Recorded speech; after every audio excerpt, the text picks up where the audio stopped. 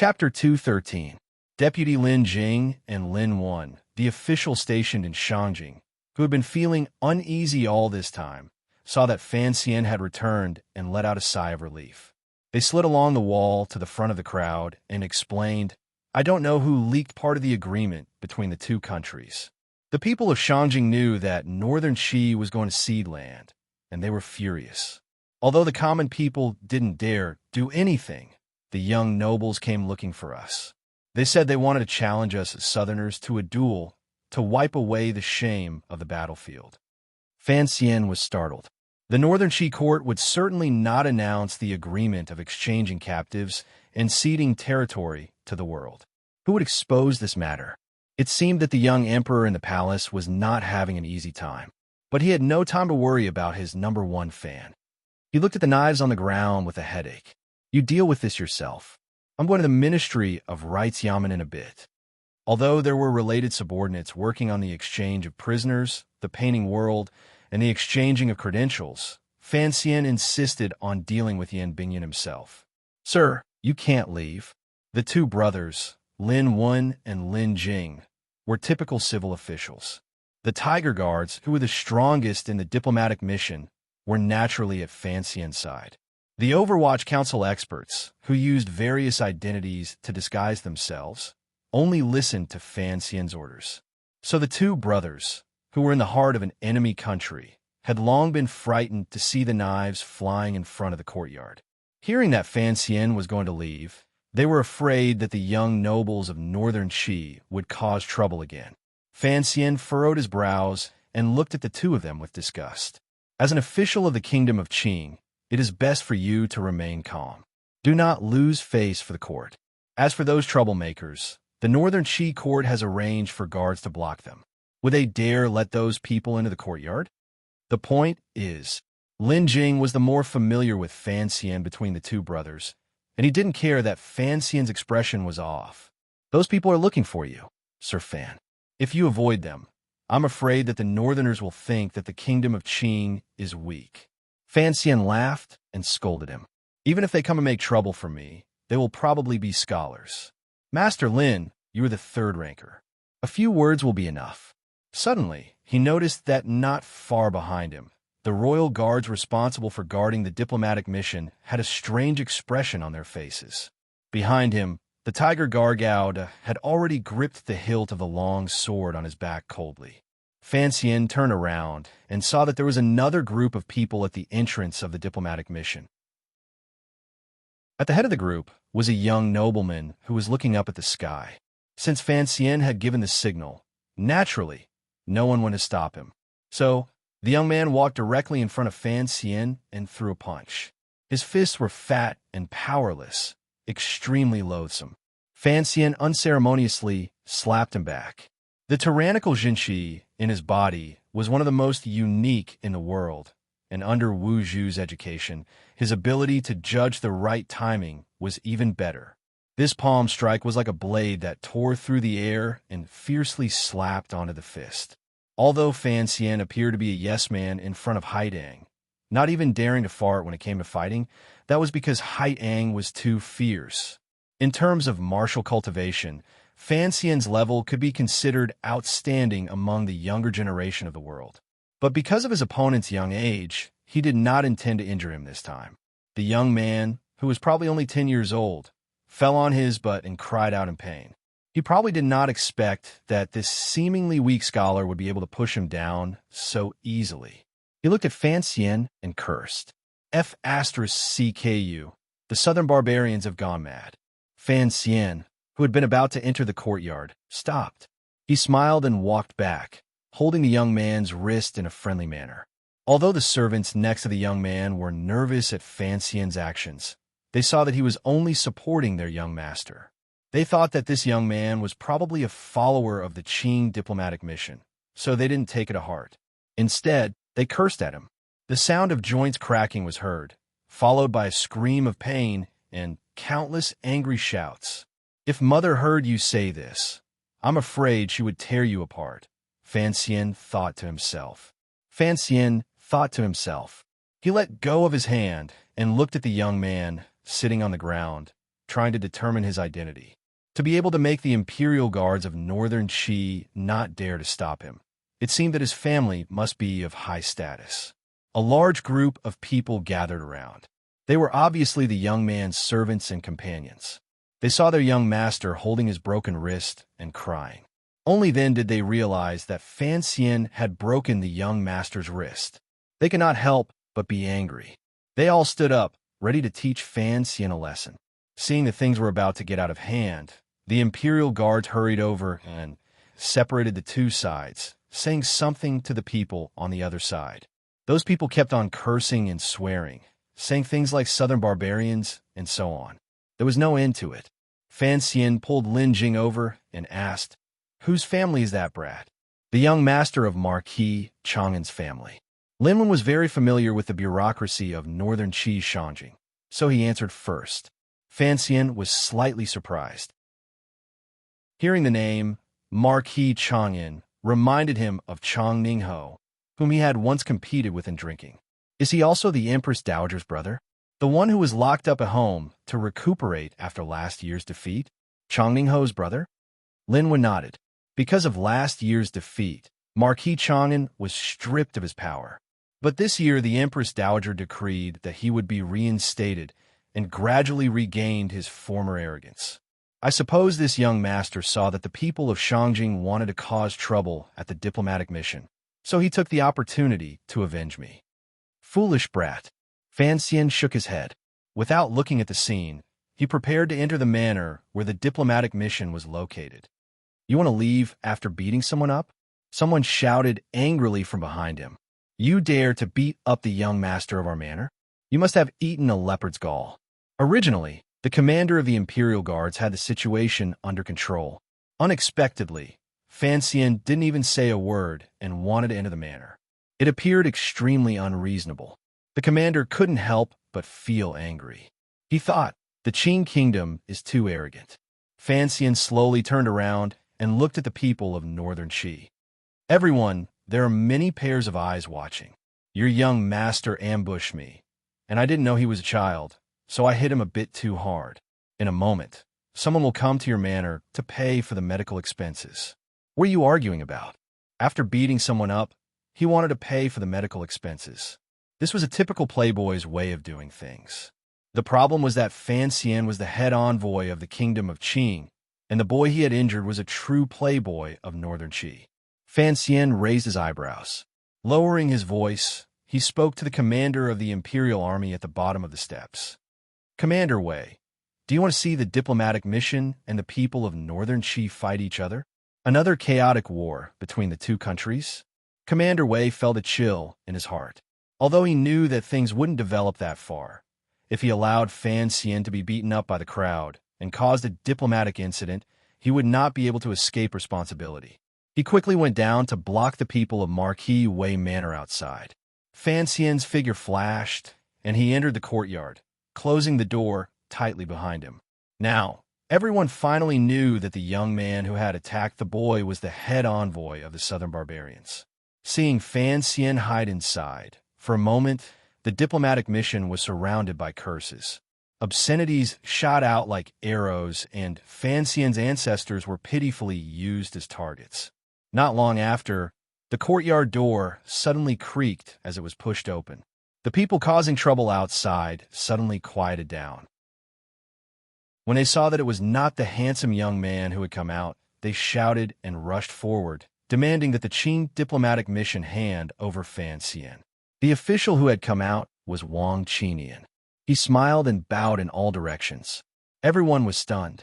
They put down the bricks in their hands and prepared to listen to what this man from the south had to say. After a moment, Wang Qinian waved his hand and softly said one word. Fight! From behind him, a dozen people rushed out like tigers, holding mops and sticks in their hands. They rushed into the crowd below. As soon as he said this, Commander Wei of the Imperial Guards knew that things were bad.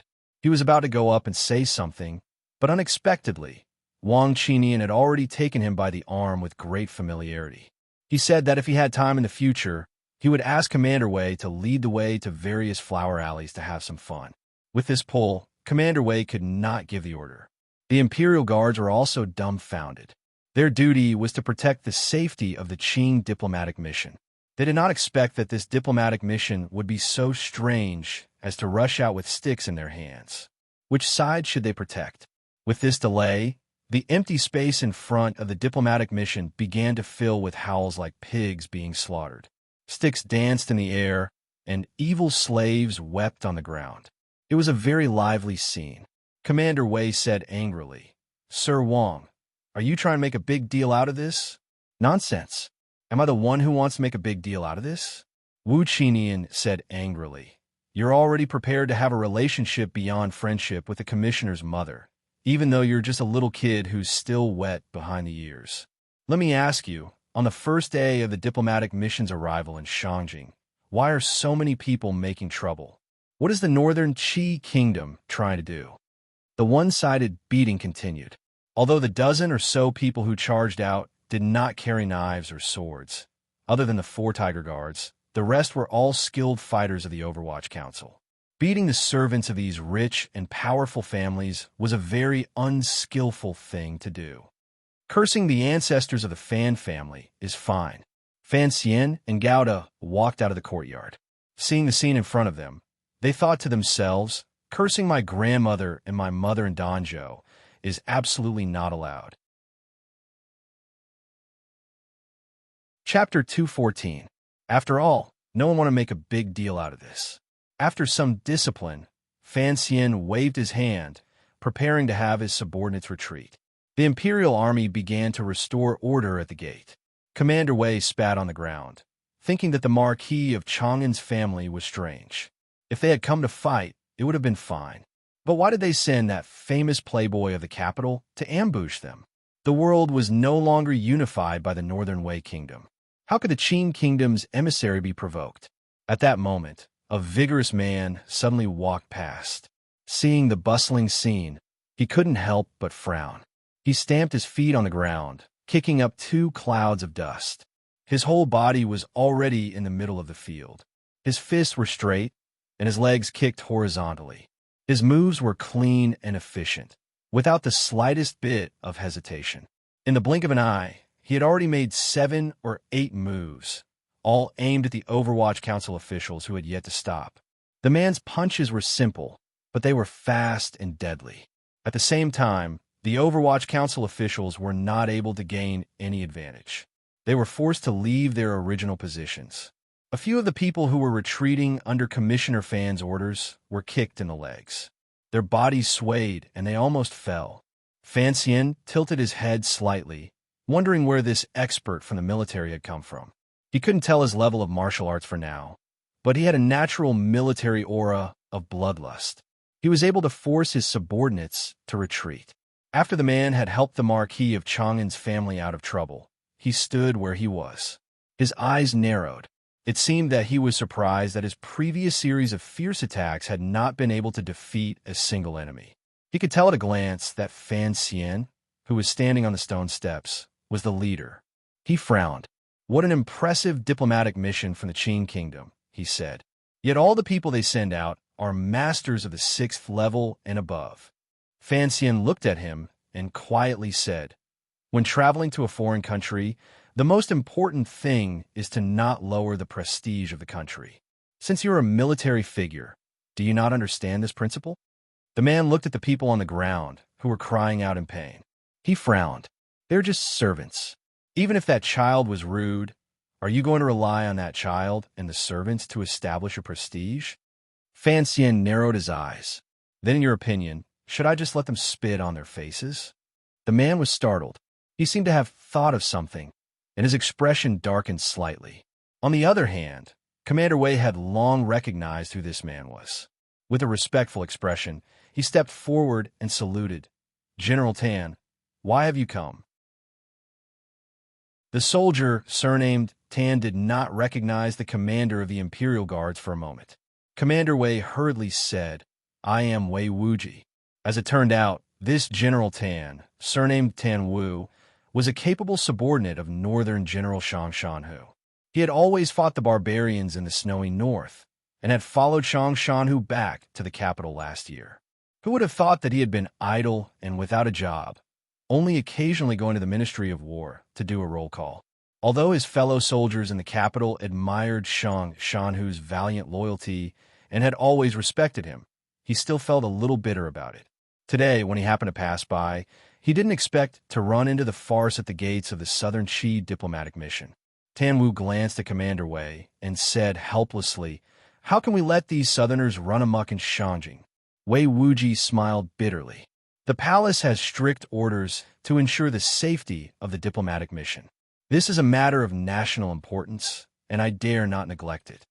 Tan Wu thought of the Qi kingdom's successive defeats, and how he and Commander, who had never had the opportunity to fight south. He couldn't help but feel depressed.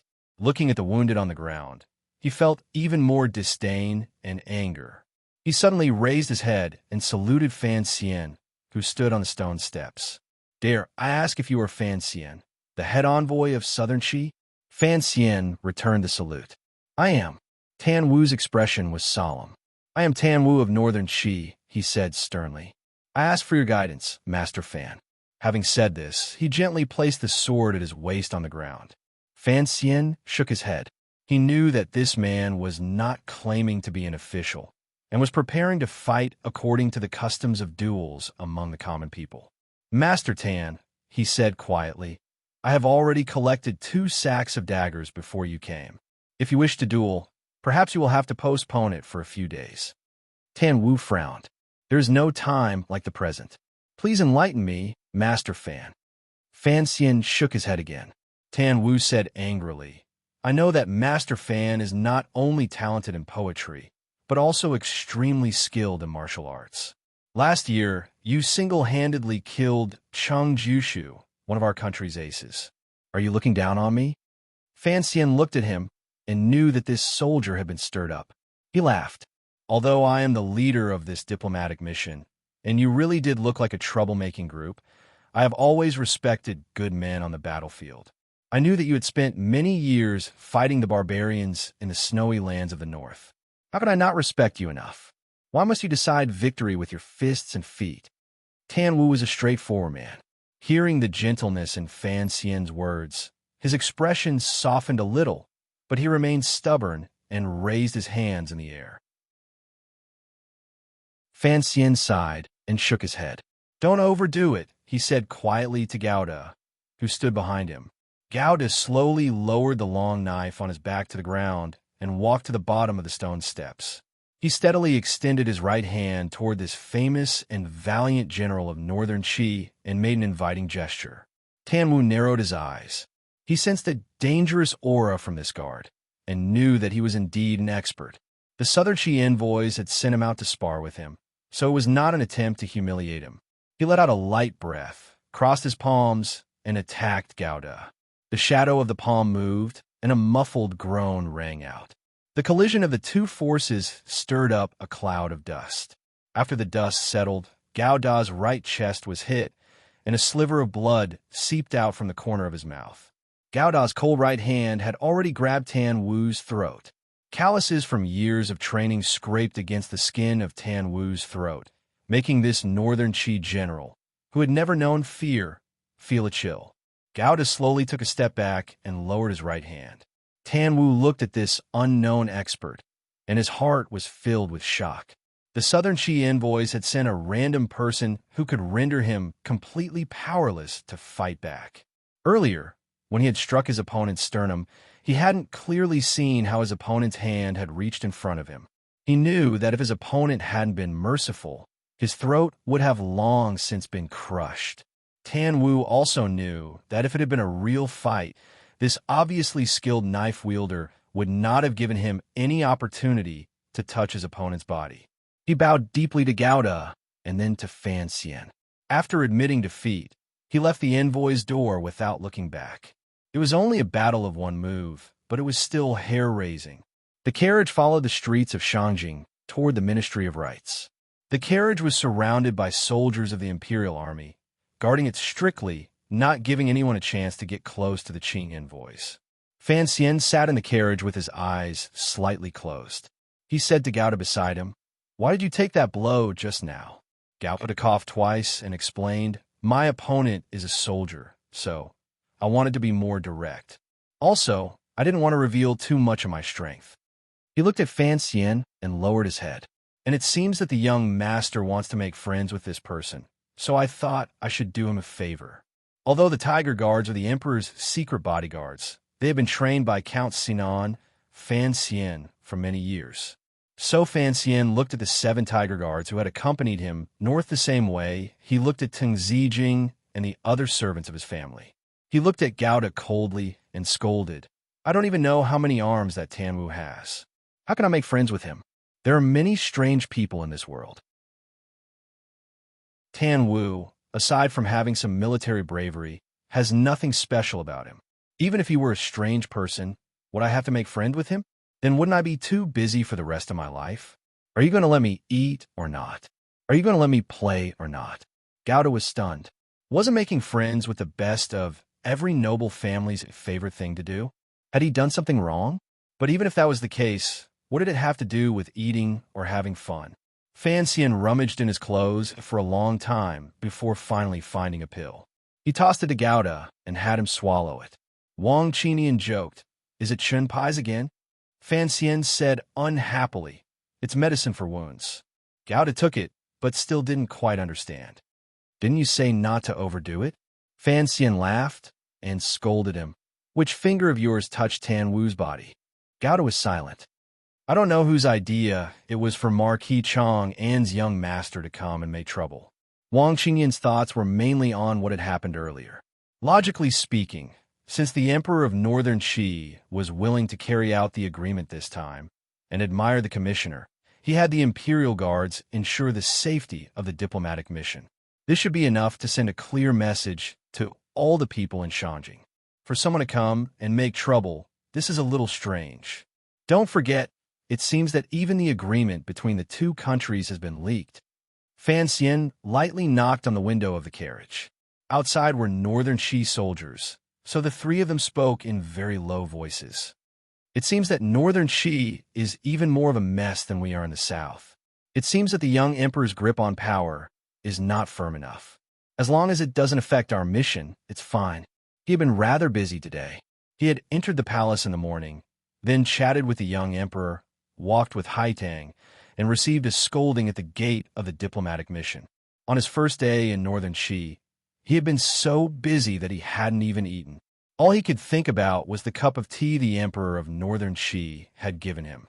It would have been better if he hadn't thought about it, but as soon as he did, his stomach began to growl. Fan Xian laughed at himself, thinking that he really had a hard life. The reason he had been so tired today was because Fan Xian had made up his mind to drag Yin Bingyun out of Northern Qi's icy prison as soon as possible. Otherwise, if he were to eat and drink outside, he might not be able to eat to his heart's content. Chapter 215. The diplomatic mission's itinerary in Shanjing, Northern Qi, had been set long ago. Logically speaking, someone of Fan Xian's status in Shanjing would be accompanied by a corresponding attendant, but Fan Xian was wary of this arrangement. Although there were already officials stationed there to negotiate, he still went to the Ministry of Rights with the permission of the Northern Qi royal family. In the secret agreement, Yin Bingyun was exchanged for Xiao In and Si Lily. The kingdom of Qing had already suffered a great loss, so Fan Xian was anxious to find the other side's hidden executor. But unexpectedly, the nominal Minister Shui of the Ministry of Rights, the real vice provost of a Northern Qi brocade guard, was hiding from him. It seemed that they wanted to delay for a few more days. Fan Xian was furious. He waved his sleeves and walked out of the Ministry of Rights, ignoring the Qi officials. At the entrance of the Ministry of Rights, Ling Jing had already hurried over from the Chamberlain of Dependencies. He quietly shook his head at Fan Xian. The 4 of them got back into the carriage. Ling Jing said, "Vice Minister Wei Hua disappeared after leaving the palace. We don't know where he went." Fan Xian sighed. It's probably the same elsewhere. The Qi people want to delay for a few more days. What's the point of delaying for a few more days? Wang Qinian frowned. They're going to hand him over anyway. I don't believe they can keep delaying. Fan Xian shook his head. We need to get Yin Bingyun out as soon as possible. Out. Go to Wei Hua's house. Changning house. Ling Jing said awkwardly. That's the Empress Dowager's brother. For us foreign ambassadors to rush over is a huge taboo. It's against the system, and I'm afraid it will cause a lot of trouble. Fan Xian laughed. It would be best if the Northern Qi Emperor's imperial censors could go to court tomorrow to accuse Chong Ningho of colluding with a foreign country. That would be even better. After the plan was decided, the carriage left the Ministry of Rites. The imperial guards followed, and in the distance, there were spies who looked like passers-by. Wang Qinian sat in the carriage, but he could smell them from afar. He whispered to Fan Xian, "Commissioner, it should be the brocade guard following us. In any case, the imperial guards are with us. Are they afraid we'll get lost?" Fan Xian whispered, "Ignore them. Most importantly, don't be in a rush to contact the council's people in Northern Qi. It's not good to bring unnecessary danger to those spies." The secret agents of Northern Qi, who had been ordered by the court to keep an eye on the diplomatic mission, were also curious. After leaving the Board of Rites, these envoys from the south were interested in going shopping, especially on Shangjing's most luxurious and extravagant street, Xiushui Street. The street sold luxurious items such as glassware, which was not something the common people could afford. A secret agent frowned and asked, "Why are these southern barbarians strolling around Xiushui Street?" The subordinate beside him replied, "It's rare for us to go abroad, so of course we have to buy some good stuff back. These other barbarians are filthy rich now. If we don't buy some glasses, how are we going to explain to our families?" "Idiot," the spy in front cursed. "All the glass in the world is produced by the Qin Kingdom. Why would they need to come to Shanjing to buy it?" There weren't many people on Xiushui Street, but the people walking there were all pot-bellied people. Women with beaded hairpins all over their heads looked like they didn't have much silver in their pockets, but the banknotes were definitely much thicker than the books at home. The shops lined the street, and there was some distance between them, not too far away, not too close, just right. The signboards were even more eye-catching, placed vertically outside the shops. They were painted black with gold characters, but some of the gold characters had gradually faded. The rich owners didn't seem to want to change them. Upon closer inspection, one would realize that the signboards were very old, and the inscriptions were often made by famous people from 100 years ago, or even hundreds of years ago. The reason why the gold characters had gradually faded was that these merchants wanted to deliberately create an old-fashioned, honest atmosphere and flaunt the aura of a century-old shop. Only the 7 shops in the center of Xiushui Street were different.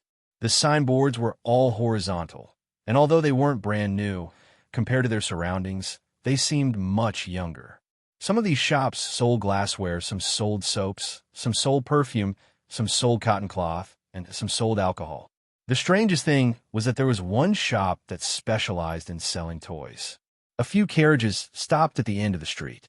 They were escorted by soldiers of the Imperial Army, and their stance was even more impressive than that of a first-rank noble. But all the merchants on Xiushui Street maintained their arrogance. No one came out to welcome the guests.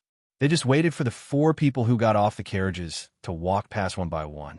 The 4 of them walked all the way into Silk Street and finally stopped in front of the door of the shop that sold cotton cloth.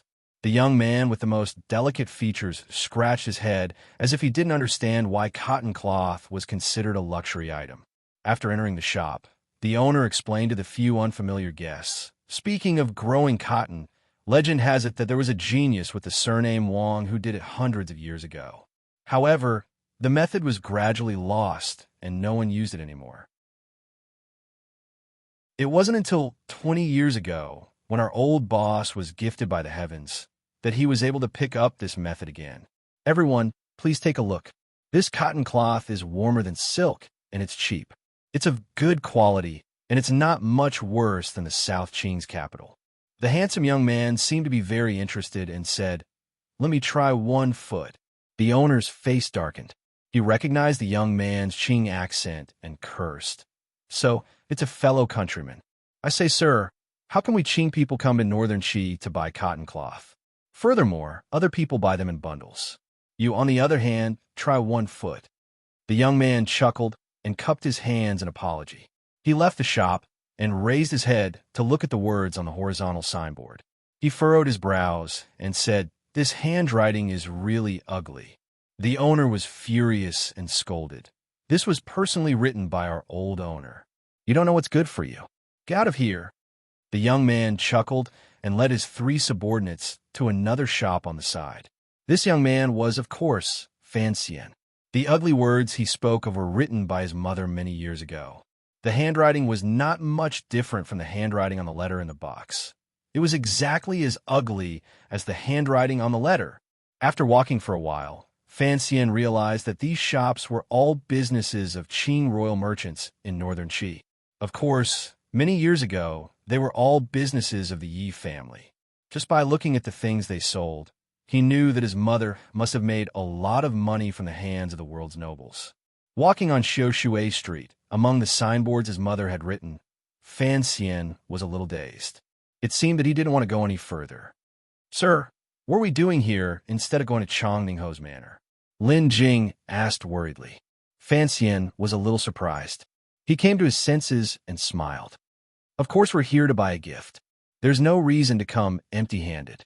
As he said this, he had already lifted the corner of his robe and stepped into the largest glass shop. There were all sorts of glass products on display in the shop, all of them extraordinarily beautiful. There were flat wine cups, double-eared cups, and transparent jade pots. There were mainly wine utensils, but there were also all sorts of small utensils, including glass insect boxes, all sorts of chess sets, and even a crystal-clear oil lamp. The whole shop was as dazzling as crystal. Fan Xian felt a faint sense of pride. Although he seemed to have spent most of his time in this world and hadn't done anything earth-shattering, looking at the things his mother had left behind, he couldn't help but think. If someone had already done it, what was there left for him to do? The shopkeeper had already heard their conversation and knew that they were fellow Southerners. He smiled. "Gentlemen, it's not that I don't want to do business with you, but if you were to buy glass in Shangjing, it would be a bit of a loss." Fan Xian smiled. "I know. Shangjing must be a lot more expensive than here in the Kingdom of Qing. But I see that Northern Qi's palace uses a lot of glass. Don't they think it's expensive?" The shopkeeper beamed. "Who's the stupidest customer in the world? Of course it's the emperor. I heard that the deal with the Northern Qi palace was the biggest deal our old master ever made. That amount scared the rest of the world's rich merchants silly." Fan Xian smiled proudly. "You're quite bold to say that. You're in Northern Qi. Aren't you afraid that the officials will catch you?" "I'm not afraid. As long as the Kingdom of Qing remains the most powerful country in the world, we merchants will not be bullied wherever we go." Even so, the shop owner still lowered his voice and continued, "The phrase, 'the dumbest customer in the world,' isn't something I can say. I heard from my master, and it was also said by my old boss back then." Fan Xian smiled and suddenly asked, "Is your master a big leaf or a few leaves?" The shopkeeper was startled. He raised his head to look at Fan Xian, as if he couldn't believe that this handsome young man knew so much. For a moment, he forgot to answer. Lin Jing smiled. "This is Master Fan Xian, the head envoy of this diplomatic mission. Although you're far away in the north, I'm sure you know who Master Fan is." Master Fan? That was the shopkeeper of all the royal merchants in the coming years. The shopkeeper paled. He quickly lifted his robe and knelt before Fan Xian.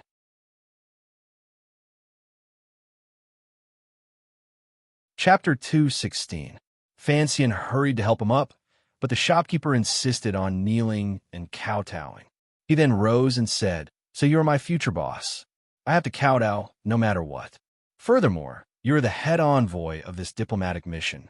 I am in a foreign country, and even if I wanted to pay my respects to the people back home, I would have nowhere to go." The shopkeeper suddenly came to his senses. He remembered that he had mentioned some taboo names in front of this man from the south. He couldn't help but ask, "Master Fan, what brings you to my humble shop?" Northern Qi was, after all, far away from the Qing emperor, so the merchants here were a bit more daring. That was why they still kept their old signboards and kept mentioning the old boss they were so proud of. Fan Xian looked at the shopkeeper's expression and knew that he was afraid these words would get back to the capital and offend the royal family, who now controlled all the businesses outside of Qing. He smiled and told the shopkeeper why he had come. He wanted the shopkeeper to pick out a few exquisite glass wine utensils. "What are they used for?" asked the shopkeeper curiously. He had originally thought that Master Fan was taking advantage of this diplomatic mission to check out the business he would be managing in the future. He didn't know that Fan Xian was actually planning to buy glass products. Ling Jing explained a bit, and the shopkeeper hurriedly called out his assistants. A few agile assistants listened and hurried into the storeroom. It seemed that the truly high-end goods were not stored in the front of the shop.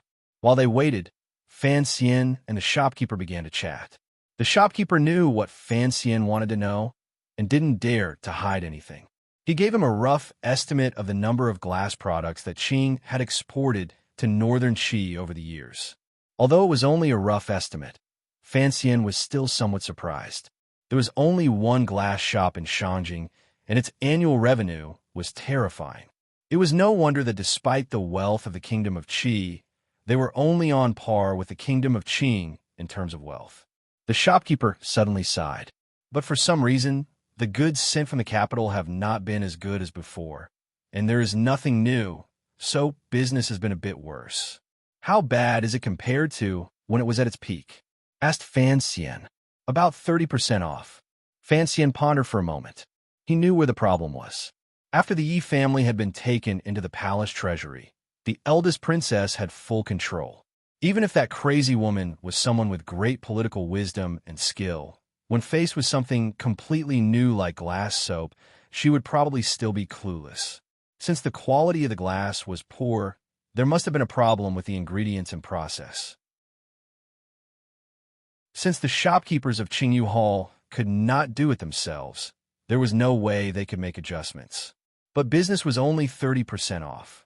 It seemed that the eldest princess knew the importance of these businesses to the kingdom of Qing's economy and did not cause trouble. But business was only 30% off. While they were talking, the young workers had already brought out the most precious glass bottles in the shop. Fan Xian picked one up and squinted at it against the sunlight outside the shop. He found that there was not a trace of impurity in the glass. It was indeed much better than the glass windows in the capital. He couldn't help but smile and say, "These are the ones." The shopkeeper hurriedly called for the shopkeeper to wrap it up. Unexpectedly, Fan Xian waved his hand. "Don't worry." The shopkeeper did not understand what he meant and could only listen. Suddenly, the shopkeeper looked troubled. Fan Xian had already noticed it. "What is your surname?" he asked. "My surname is Yu," replied the shopkeeper quickly. "An apprentice of Qingyu Hall with the surname Yu?" Fan Xian smiled to himself. "Is there something troubling you, shopkeeper Yu?" The shopkeeper smiled wryly. "Master Fan, these glass bottles were prepared for the Empress Dowager's birthday at the end of the month." Fan Xian was slightly surprised. Could it be that the nobles of northern Qi ordered these gifts for your birthday? Then I can't accept them. "Shopkeeper Yu, please give me a few more." Shopkeeper Yu was surprised. He did not expect such a high-ranking official to be so easy to talk to. He quickly explained, "We didn't order them because the nobles of northern Qi always knew that our shop always had a few good items. Speaking of which, these glass bottles are not the most expensive gifts, but the rules of the palace treasury are strict. This month is usually a rich month, and if you take these, when you report to the south at the end of the month, you will be short a lot of money. I'm afraid that the people of the palace treasury will." Before he finished speaking, Fan Xian understood what the shopkeeper was afraid of. He smiled. "Don't worry, of course they will pay you." Wang Qinian also laughed. "Afraid that the palace treasury will check your accounts? Don't you know that the person in front of you is the future master of the palace treasury?" Shopkeeper Yu stammered as he wiped the sweat from his forehead. In his heart, he thought, even if this Master Fan is the future master of the palace treasury, the problem is that the person in charge of the thousands of businesses in the world right now is not a master. Suddenly, Fan Xian patted his pouch and smiled bitterly. "It seems that I forgot to bring something on this trip to northern Qi." Everyone silently understood. As the head of the diplomatic mission, Fan Xian's trip to northern Qi was naturally a public one. Although he had some spare silver on him, there was no way he would have prepared so many banknotes. Shopkeeper Yu continued to wipe his sweat. "Master, if this is official business, then naturally it should be reported to the public accounts. Master, please write a list, and I will send it back to the capital. That should be enough to pay off the bill. A promissory note? That's a good idea. Fan Xian thought to himself. He accepted the brush, ink, and paper that he had prepared earlier. He thought that the shopkeeper Yu was very observant. He had probably seen too many cases of envoys writing promissory notes. He scribbled a few lines on the paper, and shopkeeper Yu carefully wrote down the amount of money. When it was Fan Xian's turn to sign, he hesitated. He turned around and asked Wang Qinian, "Does the council have money?" Wang Qinian smiled bitterly. 1/3 of the council's finances are provided by His Majesty, and 2/3 by the Ministry of Revenue, which is your father. In recent years, things have been a little tight. Fan Xian turned to look at Gauda. You follow your father, so of course the Tiger Guards are rich. Gauda saw the young master looking at him, and his face was filled with embarrassment. Young master, the old master is very strict with the Tiger Guard's finances. Fan Xian sighed and looked at Lin Jing. It seems that I will have to use the name of the office of the Grand Herald. Lin Jing held back a bitter smile. He thought, you are clearly eating the office of the Grand Herald. What else can I say? Anyway, it was all public accounts, so Lin Jing did not feel bad. He even joked, the palace treasury and the external treasury are always inferior to the national treasury. This was very true. Whether it was the palace treasury, which was currently managed by the eldest princess, or the Ministry of Revenue, which was managed by Count Sinan, in the end, it was still the money of the kingdom of Qing. Fan Xian and Lin Jing, the envoy and deputy, confidently signed their names. They glanced at the 2,000 taels of silver on the paper, and then walked out of the glass shop. They did not have any attendants following them. So shopkeeper, you carefully instructed the workers to carry the precious glass bottles and follow them out. Because Fan Xian did not instruct them to return them to the diplomatic mission, they presumably had other uses for them. As they walked past the toy shop that sold 9 rings and Sharon Road, Fan Xian only glanced at it, his gaze gentle. The shop in front of them sold wine, and Fan Xian walked in first. The shopkeeper had already been informed by his servants that a few high-ranking official from his hometown had arrived and was standing at the door to welcome them respectfully. Fan Xian sat on a chair and glanced around. He found that the wine utensils were also very expensive, but they were far inferior to the glass bottles he had bought. He waved his hand and asked the owner to step forward. What is the best wine? The shopkeeper's surname was Sheng, and he produced a thin, transparent bottle as if by magic. The wine in the bottle was suffused with an extremely alluring red color, rich but not thick. Fan Xian narrowed his eyes. Grape wine? He asked in surprise. Master Fan, you truly are an immortal of wine and poetry. Shopkeeper Sheng had long since inquired about the composition of the diplomatic mission from his hometown. He smiled flatteringly. It is indeed grape wine. He took out a cup and poured some into it. Fan Xian closed his eyes, swirled the open cup slightly, and brought it to his nose for a sniff. Seeing this, not only did Wang Qinian, who had once lived a luxurious life, but even Lin Jing and shopkeeper Sheng were filled with admiration. Master Fan was indeed the descendant of a famous family. Fan Xian was no master of wine. He was just putting on a show. He placed the cup on the table next to him. I'll take this wine, he said. Pick out some stronger ones. Shopkeeper Sheng did not dare to tarry, and hurriedly offered them up one by one. Fan Xian took a sip and frowned slightly. This was not much different from the wine he normally drank. It was far inferior to the sorghum wine Uncle Wu Zhu had made for him in Danzhou, and the tribute wine from the capital. Seeing Fan Xian frown, shopkeeper Sheng said in a low voice, Strong wine is forbidden in the north. Please understand, master. Fan Xian knew that shopkeeper Sheng was not speaking the truth. There was nothing in this world that money could not buy. Many of the nobles of northern Qi were rich and powerful, and their hands were never soft when it came to spending money. Shopkeeper Sheng must have prepared some high-class goods. Fan Xian did not say much, and only shook his head to show his dissatisfaction. Shopkeeper Sheng suddenly looked at him, and then took out 2 more bottles of wine. Fan Xian furrowed his brows slightly.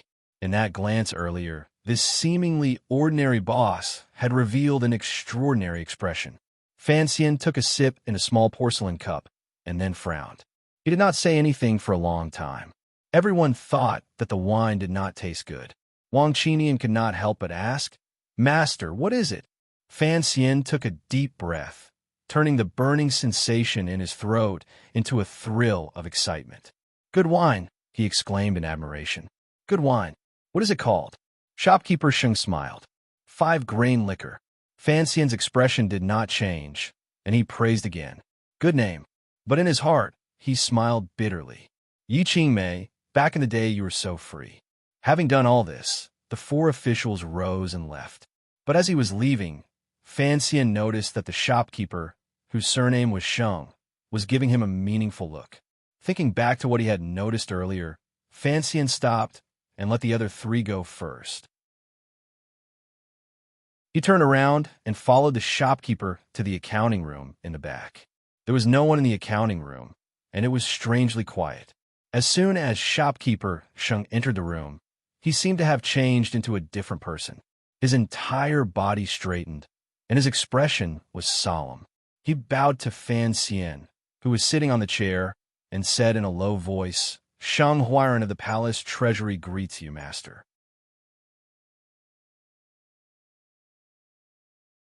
Chapter 217. Fan Xian's expression did not change. He had expected this.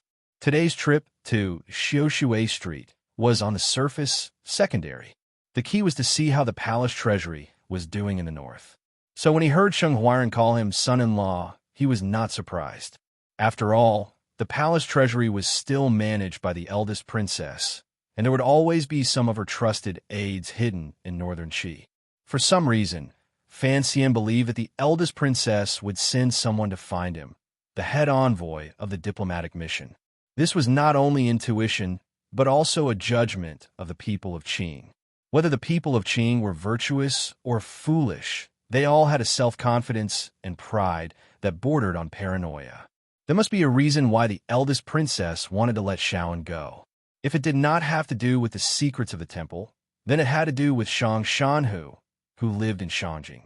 Now that Shaoan had been sent to northern Qi, the eldest princess would naturally contact her son-in-law, the head envoy of the diplomatic mission, if she wanted to rescue him. But the word son-in-law still struck Fan Xian as absurd. It seemed that his mother-in-law would not like him more and more as she looked at him. Since Shang Huairan dared to call him son-in-law, then he must be the most trusted aide of the eldest princess. Fan Xian looked at him and nodded. "Elder, what do you have to say?" Sheng Huairan did not say anything. He only handed him a letter. Sitting in the carriage, Fan Xian squeezed the letter in his sleeve. He had not yet had time to read it, but he was already beginning to feel the weight of the letter. After today's business was finished, he would have to deal with it. Wang Qinian was an expert at tracking, and Gouda was an amazing fighter, but he would be missing someone to help him judge the situation and analyze intelligence. He couldn't help but think of the students he had taken in during the spring examination. Those guys should have been sent away by now. Perhaps they could become officials, but conspiracies were not their forte. Even if he wanted to train Shi Changli, it would be too late. Fan Xian suddenly had an idea. If he could get Yin Bingyan out quickly, he believed that it would be of great help to the government's plans. At that moment, Wang Qinian respectfully handed over a thin piece of paper. Fan Xian raised his eyes and glanced at it. It was a banknote worth 500 taels of silver. He frowned. "What is this?" "It's a commission from Boss Yu of the glass shop."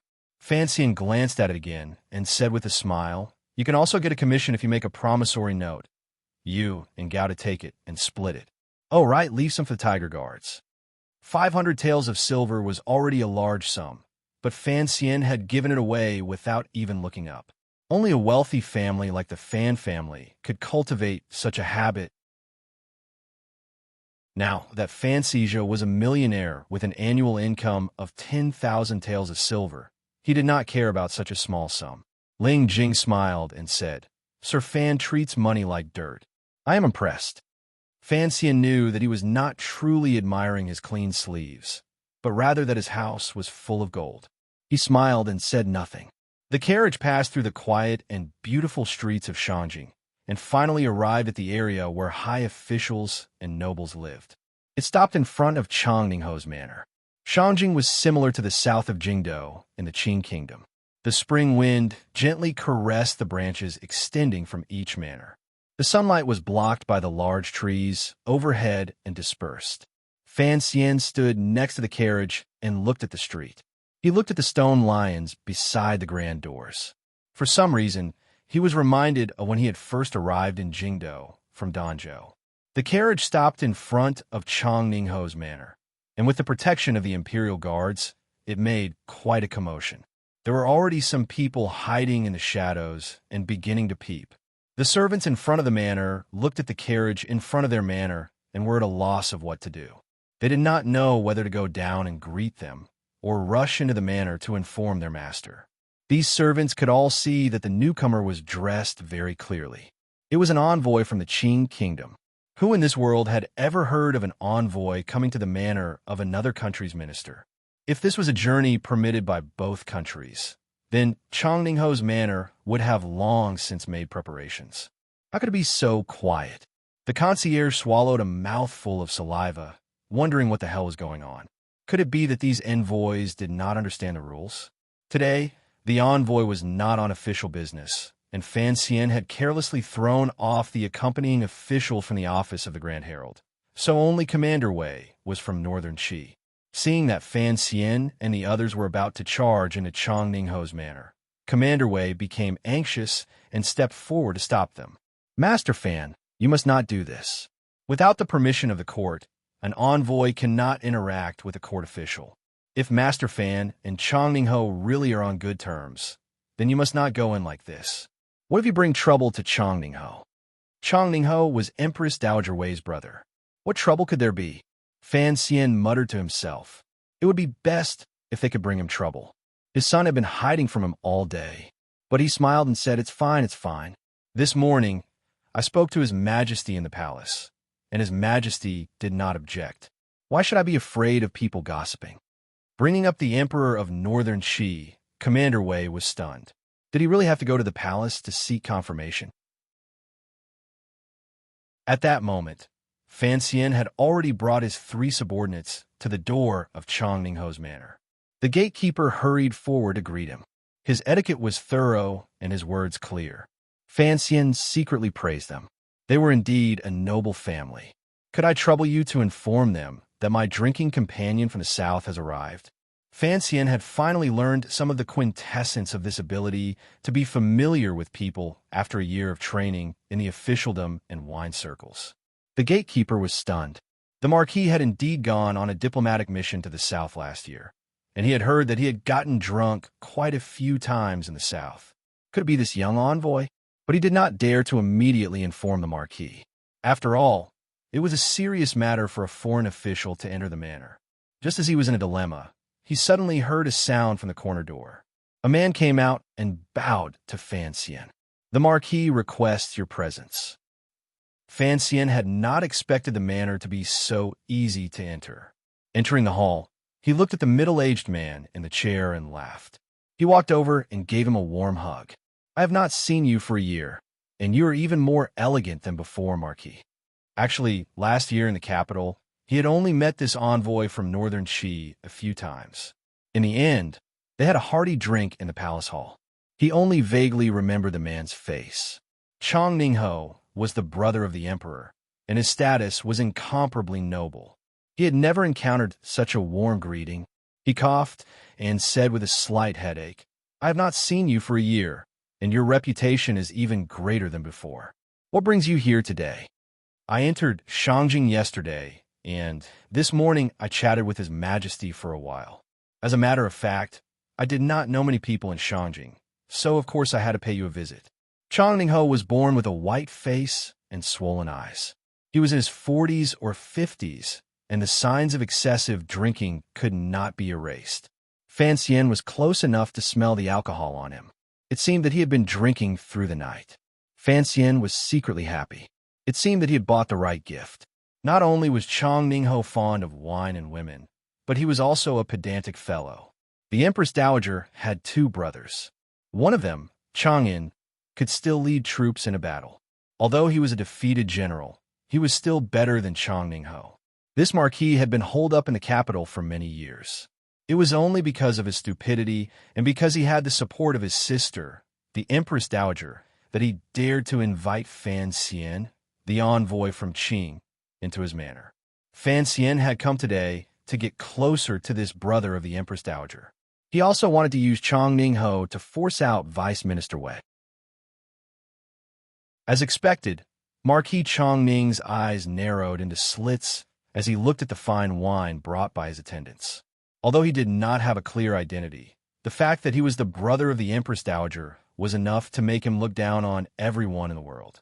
Even if Fan Xian was now the commissioner of the Overwatch Council, he would not take him seriously. It was only when he heard the gatekeeper's report that he remembered the young and beautiful man who could drink. After returning to Northern Qi, he had not forgotten about his defeat, so he had invited Fan Xian into his manor. Seeing the fine wine, the Marquis was even happier. He thought that he had a good eye for people. This little Fan Xian was indeed a sensible person. According to the Overwatch Council's intelligence, this Chong Ning-ho was from a rural village. Although he had studied under Zhuang Mohan, his life in the Northern Qi court was not very satisfactory. The officials of Northern Qi always believed that he had relied on the Empress Dowager's nepotism to climb up, so not many people looked up to him. His reputation in the court was even lower than that of his son, Wei Hua. That was why this marquis was so fond of wine. In the middle of the day, the manor immediately prepared a table full of good dishes. Chong Ning-ho pulled a few foreign envoys and began to drink to their heart's content. Fan Xian narrowed his eyes slightly and drank a cup. Seeing the old man smacking his lips greedily, he laughed. Marquis, when we entered earlier, Commander Wei said that it might be inconvenient for you. What's there to be afraid of? Chong Ning-ho scolded. Do you expect me to close the door and refuse guests? Last year in the capital, you and Exai and Shiwu, Exai and Darren, accompanied me very well. Today, I will accompany you. Who would dare to say anything? Fan Xian thought to himself that this was fine. After 3 rounds of wine, Chong Ning-ho's pale face gradually turned red, and his eyes became a little unfocused. He knew that the man had drunk a little too much, so Fan Xian took the opportunity to ask what he wanted to ask. Hearing his words, Chong Ning-ho was slightly surprised. Master Fan, you wish to see Provost Shin?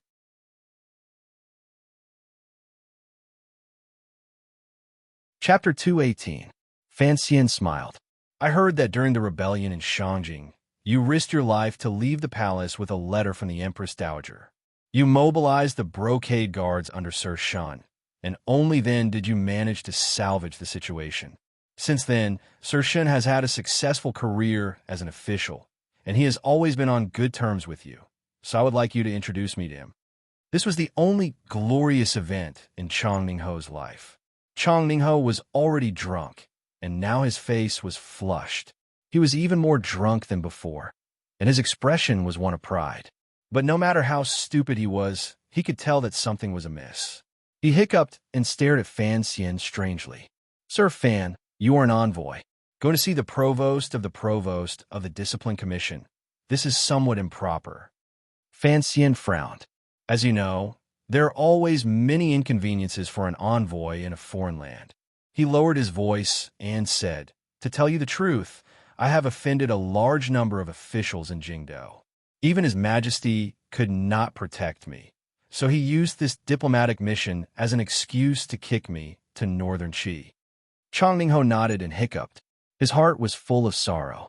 Last year, when Northern Qi lost the war, all the nobles related to the Empress Dowager were roasted on the stove, so Chong Ning-ho was demoted and sent home. As the Empress Dowager's brother, he was kicked to the south to sign that humiliating treaty. Fan Xian's offending of a large number of civil officials in the south was truly shocking. The Prime Minister of the South had been removed, the Director of the Board of Rights had been hanged, and 16 high-ranking officials had been executed. The civil service case had caused such a ruckus that even the officials of Northern Qi knew about it, so Chong Ning-ho believed that Fan Xian was telling the truth. But why do you want to see the provost of the Discipline Commission?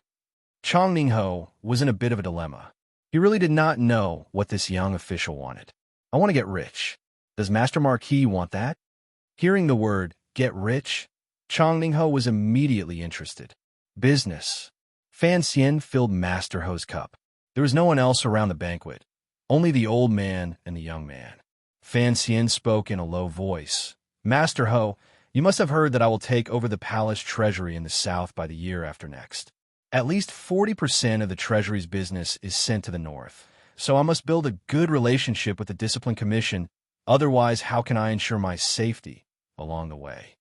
Chong Ningho looked at him, his heart filled with shock. He instinctively shouted, You're trying to smuggle. Fan Xian raised his index finger to his lips and smiled. Drinking a mouthful of wine, he said, Marquis, do you think we should do this business? Chong Ningho had already sobered up quite a bit. Half of it was from the shock, and the other half was from joy. What did the Qing kingdom rely on for its recent rise? Isn't it just the businesses left behind by the Yi family? If he could turn the interests of the Southern Imperial Court into his personal interests, what kind of number would that be? However, Chong Ningho still found it hard to believe.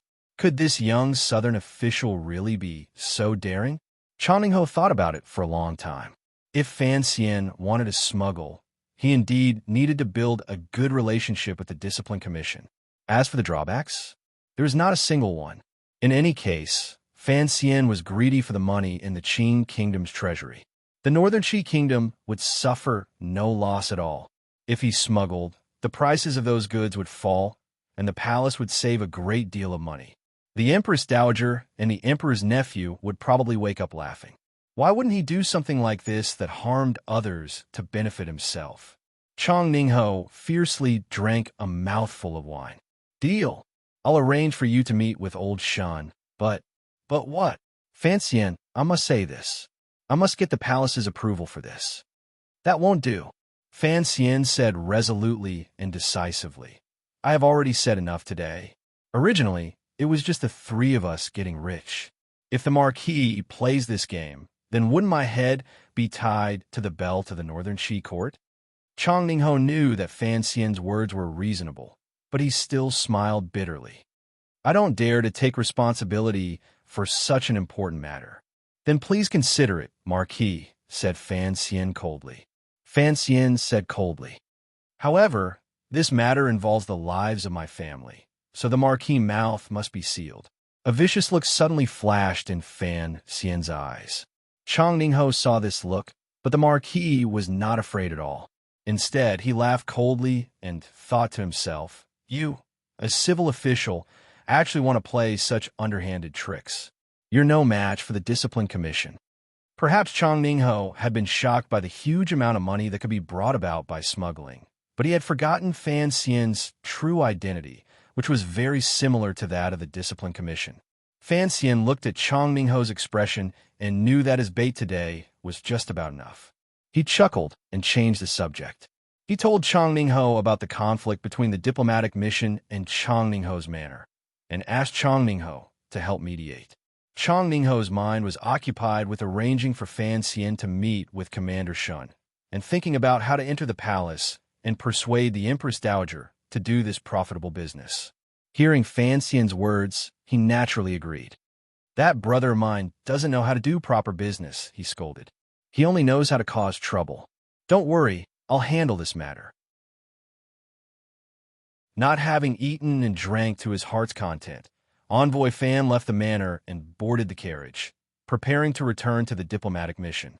Just then, he suddenly heard the hurried sound of hooves in front of him. It stopped next to the carriage. Fan Xian lifted the curtain and saw that it was indeed the eldest son of Chong Ningho's family, Wei Hua, the vice minister of the office of the Grand Herald, who had hurried back. He couldn't help but smile. It seemed that he had accomplished all four of his goals by delivering gifts to Chong Ningho's manor. Master Fan, what exactly do you want to do? Wei Hua gritted his teeth and lowered his voice to speak to Fan Xian, who stood by the carriage window. Fan Xian burped, and the sour smell made Wei Hua quickly cover his nose. He smiled and used his palm to clear the air. Your father and I were drinking buddies in the past. Since I've come to Shangjing today, of course I had to pay him a visit. Wei Hua was both angry and angry. You are an envoy of a country, and your words and actions will attract attention. If you truly wish to visit friends and relatives, you must do so after the affairs of the country have concluded. Then, the office of the Grand Herald will make the arrangements, or you can request an edict from the palace through the Ministry of Rights. If your sudden visit is noticed by the court officials, how will my father explain it to the palace tomorrow? Fan Xian laughed. The Marquis is a free and easy man. He doesn't care about such things. The Vice Minister's elegance is a far cry from your father's. Wei Hua suppressed the anger in his chest and swallowed his anger. Everyone knows that my father loves to drink. Master Fan, what exactly do you want to do? The drunkenness in Fan Xian's eyes disappeared, and he looked at Wei Hua calmly. The indifference in his eyes made Wei Hua feel a little uncomfortable. What I want to do? I want to introduce a business deal to your father. Wei Hua didn't know what he meant, but his intuition told him that it was extremely dangerous. He placed his hand on the window frame of the envoy's carriage and frowned. Master Fan, if you have something to say, please say it. I'm looking for you today. You're hiding. Fan Xian looked at him with a faint smile. I'm looking for the vice provost, but he's not at the Ministry of Rights. I like to ask, who should I look for? Wei Hua replied awkwardly. Aren't the envoys of your country currently in discussion with the Ministry of Rights? The border is being demarcated, and so is the prisoner exchange. Fan Xian looked him in the eye and said coldly, but as the Vice Minister of the Office of the Grand Herald, you should know what I want to do. Don't think about delaying it any longer. I must see him by tomorrow. Wei Hua said, the procedures are complicated. Do you think you can see him so easily? Fine. I'll come see your father tomorrow. Fan Xian was so angry that he laughed. Drink, talk, and then discuss business. Such a life as an envoy can be considered a happy one. With that said, the carriage began to move. Under the escort of the Northern Qi army, it happily made its way back to the encampment. Wei Hua angrily threw the horsewhip to the servant and walked into the manor. Along the way, he asked when Fan Xian had come and what he had done. After hearing that Commander Wei had accompanied him all the way, his heart calmed a little. Presumably, the emperor's officials would not be able to use this matter to make a fuss. Entering the reception hall, Wei Hua saw that Marquis Chongning was still enjoying his wine. Wei Hua was furious, but he suppressed his emotions and respectfully bowed to Marquis Chongning. Seeing that his most promising son had returned, Chongningho smiled and said, Come. We have a guest today. It's that Fan Xian I've always mentioned. Hey, that kid, he actually managed to get 2 jars of the liquor from the Xiaoshui Street store. Wei Hua finally couldn't take it anymore. He sighed and said, Father, he's an envoy from an enemy country. Who knows how many people in the court are watching our Chongningho and Chongningho families. Could you? Before he could finish, Chongningho was already howling, What? I'm the Empress Dowager's brother. Can't I have a guest at home? That's no ordinary guest. He's an envoy from the kingdom of Qing. Wei Hua's voice grew louder. It's precisely because our family is different from others that, for the sake of my aunt's reputation, you shouldn't have let Fan Xian through the door today. For some reason, as soon as Wei Hua became fierce, Chongningho softened. He hugged his wine cup, his face full of misery, and said with a sobbing tone, What face? From the day your aunt entered the palace, your father, I have lost all face. Who am I? I'm Zhuang Mohan's student. But in the eyes of others, what am I? Look at all the years I've been in the capital. Which official in the court was willing to visit me? Those who came to visit me were all those shameless things. I'm sick of them.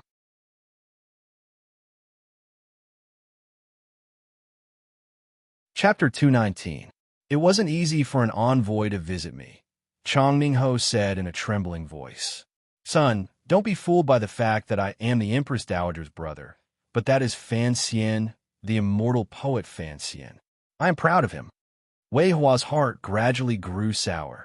He knew that although his family lived a life of luxury and had considerable power in the Northern Qi court, which placed great importance on reputation, they had always had a bad reputation. He had endured to the position of vice minister of the office of the Grand Herald and had finally silenced some of the petty people. But there were still people who believed that this was a gift from the palace to the Empress Dowager's relatives. He sighed. He knew that his father had studied under Zhuang Mohan and was prepared to help the world. But because of his aunt, he could only be an idle marquis. These many years of depression could be washed away with a cup of wine, so he didn't say anything more. But thinking of what Fan Xian had said before he left, he was still a little afraid. Fan Xian said he wanted to do business with you. He is the commissioner of the Overwatch Council. What business can he do? And what business does he have that requires your presence? Chang Ningho replied, I am just a middleman. The person he really needs is Sir Shun. Uncle Shun? Correct. Fan Xian's father is the Minister of Revenue, and he has the status of a fake princess consort. In the future, he will be in charge of the eldest princess palace treasury business. It seems that he intends to do something. If I don't have your Uncle Shun's protection and escort, I won't be able to do this shady business for long. Wei Hua was just as shocked as his father when he first heard this news. His jaw dropped. Is he planning to smuggle? This is a trap. This was Wei Hua's first reaction. He has no need to threaten me. Chang Ningho shook his head in disagreement. Wei Hua grew anxious. You don't know, but there's an agreement between the two countries. Fan Xian is anxious about this matter, and His Majesty wants us to stall for as many days as we can until the Qing diplomatic mission is anxious. With this, regardless of whether this business is real or not, if you really arrange for him to meet with Sir Shun, we won't be able to escape. If Fan Xian comes looking for me again, how am I supposed to stall? Do we have to stall because His Majesty says so? Chang Ningho looked at his son. In any case, that person is going to be released. If we can get something out of it, then we should help Fan Xian. What are you afraid of? Your aunt is still in the palace. Wei Hua sighed and didn't know what to say. A moment later, he asked in a small voice, Do you think what Fan Xian said is true? I really don't understand why he would take such a big risk to smuggle goods into Daki. People die for wealth, and birds die for food. Chang Ningho was still tipsy and thought he had seen through the hearts of the world. He laughed mockingly. The palace treasury? What a big steam bun. Unfortunately, it did not belong to the Fan family. Even if his father was the Minister of Revenue in the Qing Kingdom, how much benefit could he get from the national treasury? If Fan Xian really does smuggle the palace treasury goods to the north to sell, do you know how big of a sum it will be? Wei Hua was clever and quick-witted. With a slight frown, he had a rough estimate. Over the past decade, the kingdom of Qing had been supported by the businesses left behind by the Yi family. At the same time, it had earned a lot of money from other parts of the world. If Fan Xian really did have the ability to do such a thing, then the profits that could be made from it would be terrifying. Fan Xian embezzled this kind of money? Wei Hua seemed to have a hard time connecting the legendary Fan Xian with this kind of corrupt person he had just heard. Chang Ningho tilted his face and poured himself another cup of strong wine. He belched. What do you think? You know, poets also have to eat.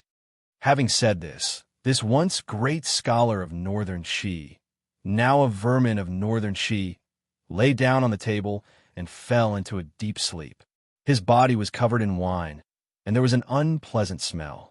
In the carriage, Wang Qinian looked at Ling Jing, who was pretending to be asleep, and gave Fan Xian a look of disapproval.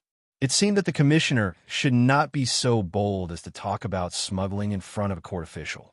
Fan Xian laughed. You don't really believe it, do you? Wang Qinian really did believe it, and so did Gouda. If anyone could completely control the palace treasury, they could sell those glass jars for countless times the profit. How could they not be tempted? Fan Xian was not tempted, because to the eldest princess, the palace treasury belonged to the court, and to Fan Xian, the palace treasury belonged to the Yi family. It was his. At least one day, it would completely become his. Stealing his own goods and selling them to the north for a low price? Only an idiot would do such a thing. But the problem was that no one knew Fan Xian's true thoughts. No one knew the historical connection between Fan Xian and the so-called royal merchant of the palace treasury. So everyone who heard Fan Xian's plan thought that the son of the Fan family really wanted to dig out a gold mine that belonged to him alone from the Golden Mountain that was the palace treasury. Fan Xian did not want to dig at all. He just wanted to enclose the entire mountain. Don't pretend to be asleep. Fan Xian yawned, feeling a little tired. Next to him, Ling Jing opened his eyes awkwardly and looked at Fan Xian with some fear. Although he was the deputy, the young official in front of him was not only the head envoy, but also the commissioner of that terrifying yamen of the Overwatch Council. Fan Xian did not shy away from talking about illegal business in front of him. It was hard to say that he would not cause an accident on his way back home. Fan Xian looked at him, amused. He patted him on the shoulder. Are you stupid? I'm saying it in front of you because I'm not afraid of you knowing. When you go back tonight, write something down and send it back to the capital. Don't worry, the court will understand what I mean. Even if the court didn't understand, as long as the emperor did.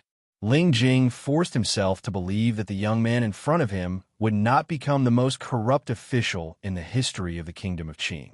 He swallowed to moisten his dry throat. Sir, why did you come to Chongningho's manor today? First, to build a good relationship with the Empress Dowager of Northern Qi. It seems that the Emperor of Northern Qi is taking care of the diplomatic mission. Fan Xian lowered his head and closed his eyes, feeling sleepy. At the same time, let Chongningho deal with the matter at the entrance of the diplomatic mission. After all, he beat up the precious brat of the Marquis of Northern Qi. It has to be dealt with. Hearing the words precious brat, Wang Qinian and Gauda smiled at the same time. They felt that Fan Xian was right, so that it doesn't affect the official business of this diplomatic mission. Third, if I want to see Sir Shun, I can only do it through Chongningho. Fourth, I want to scare Wei Hua. Whether or not the manor believes the food I threw out, I'm sure he'll secretly speed up the process. Why do you have to go through all this trouble to see Commander Shin? Ling Jing frowned. He's a high-ranking official, different from Chongningho. Northern Qi won't allow it, so it depends on what Chongningho thinks. Even if he doesn't see him, there's no harm. Fan Xian opened his eyes and yawned again. As for why I want to see him, that's council business. It's not convenient to tell you, Sir Lin. Ling Jing shivered. Remembering Fan Xian's true identity, he fell silent. Fan Xian yawned again. He had been yawning all the way in the carriage. It seemed that he was exhausted. After entering the palace today, he hadn't had any time to rest. What do we do later? Wang Qinian whispered. We're in enemy Shangjing, after all. We're in the dark. Should we contact the eyes and ears of the 4th Bureau in Shangjing? I said no. Fan Xian stuffed his fist into his mouth, forcibly stifling the yawn that was about to escape his lips. He replied tiredly, Don't let those spies take risks. It's not time yet. What do we do later? Just sleep. Tomorrow, we'll wait for Wei Hua to take us to see Yin Bingyan. He squeezed the stiff envelope in his clothes, and a trace of worry appeared between his brows. After reading the letter, Fan Xian's palm tightened, and he ruthlessly crushed the paper into pieces. This was a habit he had developed in the Tsang Mountains. The pieces had already become powder. Even if the intelligence experts of the 2nd Bureau of the Overwatch Council collected them, they would not be able to recover them. The letter was written by a man named Huang Yi. Fan Xian had heard of this name before. He was an advisor of the eldest princess in the Li Palace in Xinyang. In the Overwatch Council's most confidential intelligence report, it was made clear that this scholar had an ambiguous relationship with the eldest princess. Save. I'm not some youth trying to put out a fire. Fan Xian laughed bitterly. Only now did he realize the complicated relationship behind the matter. Qin Pingping clearly didn't know that Xiao had the secret of the temple, and neither did the eldest princess. So the starting point of their actions was very simple and clear. Qin Pingping wanted Yin Bingyun to return and Xiao to die because he didn't like the idea of another old enemy in the north. He also believed that this was an excellent opportunity for Fan Xian's growth. The eldest princess didn't care about Yin Bingyun's life or death, but she wanted Xiao In to live and regain control of the Brocade Guard. She liked to see Shang Shanhu and Xiao In, a pair of powerful men, standing between the Empress Dowager and the Emperor of Northern Qi. Looking for an opening, they would make the Northern Kingdom even more uncomfortable. Although he didn't know the eldest princess's overall plan, Fan Xian was certain that his mother-in-law, who was far away in Xinyang, had reached some sort of secret agreement with Shang Shanhu. Otherwise, she wouldn't have invested so much. The eldest princess didn't know about the letter and hadn't discovered the matter of the night in Guangxin Palace. But Fan Xian was a black-clothed man hiding in the dark. He naturally wanted to keep a respectful distance from the eldest princess, waiting for an opportunity to strike. Now, far away in a foreign country, he received her letter. He couldn't help but feel that it was absurd. After all, what did this have to do with Fan Xian?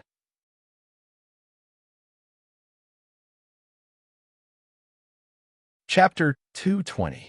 News gathered from all sides through all sorts of channels, gathered in that courtyard in the southwest corner of Shanjing.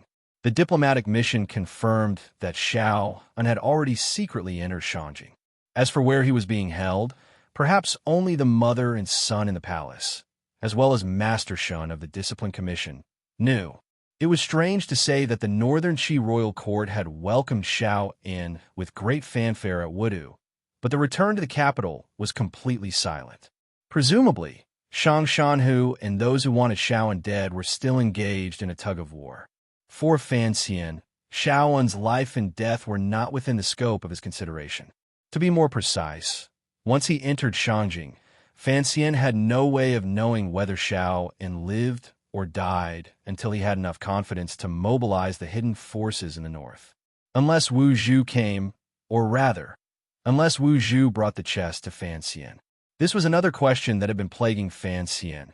Why did the usually cold and inhuman Uncle Wu Zhu insist on not entering the north? Could it be that there was someone on this land he did not wish to see? On the other hand, it was clear that Fan Xian's proposal to Chang Mingho was beginning to take effect. That proposal contained great benefits, and it had successfully enticed some people. A meeting with Master Shun of the Discipline Commission had also been secretly arranged.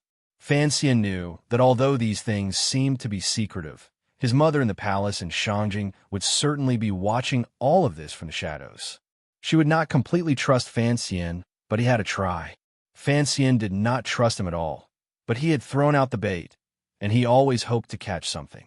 On the surface, it seemed that Wei Xiaoqing was still stalling, but in reality, both sides of the negotiation had already felt that the process was gradually speeding up.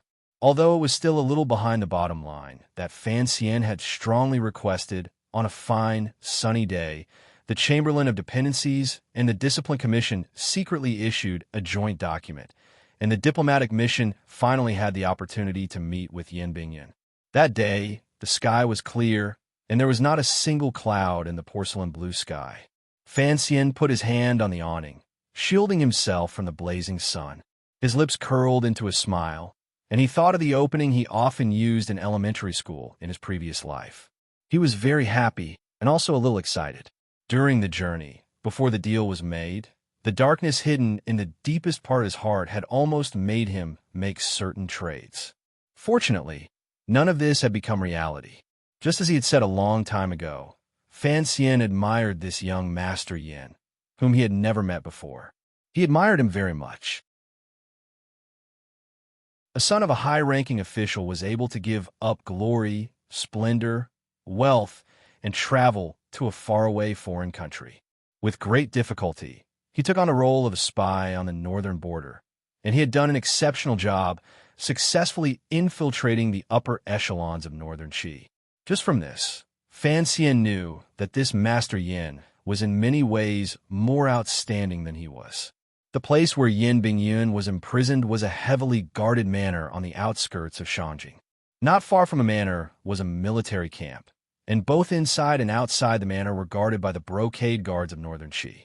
Yin Bingyun was imprisoned in a heavily guarded manor on the outskirts of Shanjing.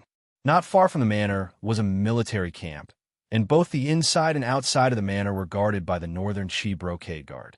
This building was not as antique as the other buildings in Shanjing. It was purely made of hard stone and did not have a courtyard. Looking from the corner tower, one would be able to see all the moving objects on the lawn. It was really a good place to imprison people. Today, Fan Xian had only brought Wang Qini in to visit Yin Bingyan. Gao De belonged to the Tiger Guards, and Lin Jing and Lin Wen belonged to the office of the Grand Herald. They had little to do with the affairs of the Overwatch Council, so it was not convenient for them to come. Wei Hua spoke to Fan Xian calmly. Master Fan, look at this place. The birds are singing, the flowers are fragrant, the grass is flat, and the wind is soft. Our court treats your people well, doesn't it? Fan Xian's expression was even colder than his. Even if it's a paradise, after living here for a long time, it's still just a prison. The vice provost of the Brocade Guard spoke. Even if it's a prison, it's still much more comfortable than the dungeons of the Overwatch Council. This high-ranking official of the Brocade Guard thought of the wretched state the old man had been in when his subordinates had picked up Xiao in at the border. Fan Xian frowned. He hated this vice provost the most. After the diplomatic mission entered the capital, he should have been the one to liaise with the two sides. Who knew that he would go into hiding? Fan Xian still had not figured out the official positions in Northern Qi. He was clearly a member of the Brocade Guard. So why was the leader called the Provost of the Discipline Commission, while his subordinate spy was called the Provost? When he first heard this name, he almost thought that he was from the military.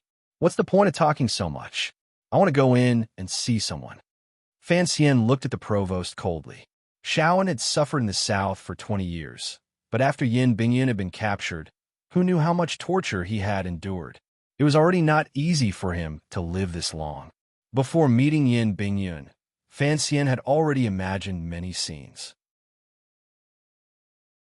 For example, Yin Bingyan would be hung on a rack, his skin split open, his fingers pierced by 10 steel needles, his toenails stripped bare, revealing the tender flesh underneath, his smooth skin scorched by a soldering iron, and even his youthful gums had already entered the stage of old age, completely bald. Of course, this was the worst possible scenario. Fan Xian had also imagined that Yin Bingyan might be sitting on a soft couch, surrounded by brocade quilts, with 4 or 5 Northern Qi beauties with bare legs and half-exposed breasts surrounding him, feeding him grapes. The grape juice dripped onto Yin Bingyan's extremely supple chest, and the beauties next to him carefully dabbed it with a soft towel. Of course, this was the worst possible scenario. There was also a strange imagination that lingered in Fan Xian's mind. Perhaps when he first met Yin Bingyan, he would pounce on him like a wounded tiger, ready to tear him to pieces, snot and tears running down his face as he complained that the people in the council had not cared about his life, and that the people of the motherland had come too late.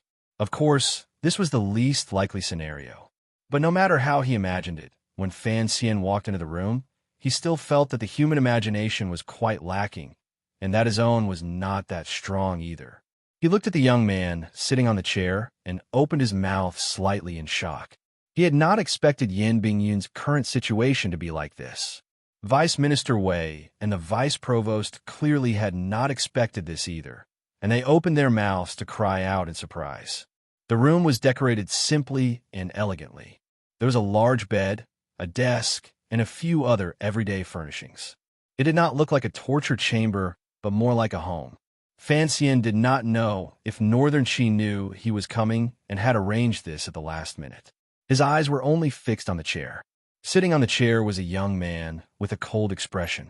This young man was extremely handsome, with thin lips and sharp eyebrows. In terms of physiognomy, he was an extremely fickle person. To everyone's surprise, there was a young lady lying on the young man's lap.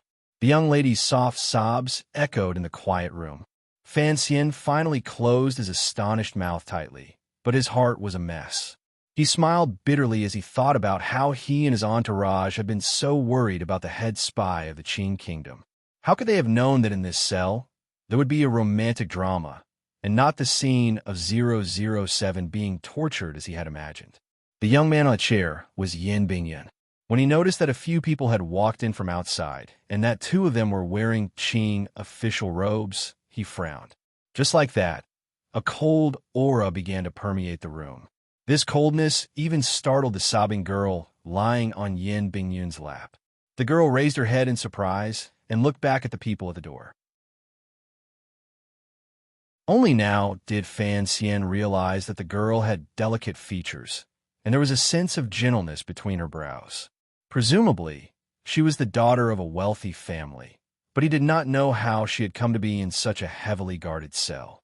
"Miss Shun," Wei Hua was shocked and yelled, "Guards, escort the young lady out." "Shun?" Fan Xian frowned again, feeling that things were getting more and more interesting. A few brocade guards rushed in from outside the door. Wei Hua's face was ashen as he scolded. "What are you doing?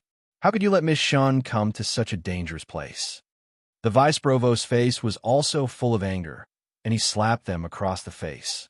After a few slaps, the brocade guards responsible for guarding the important criminals covered their faces and walked to Miss Shun's side, not daring to reach out. "Miss Shun, if you still don't leave, don't blame me for being rough." The vice provost bowed to Miss Shun. Wei Hua also walked to her side and advised gently, "Little sister Shun, it's better to return. Otherwise, if Uncle Shun finds out about this matter, he won't beat you to death." Fan Xian's gaze did not meet Yin Bingyun's. He only quietly looked at the girl on Yin Bingyun's knees.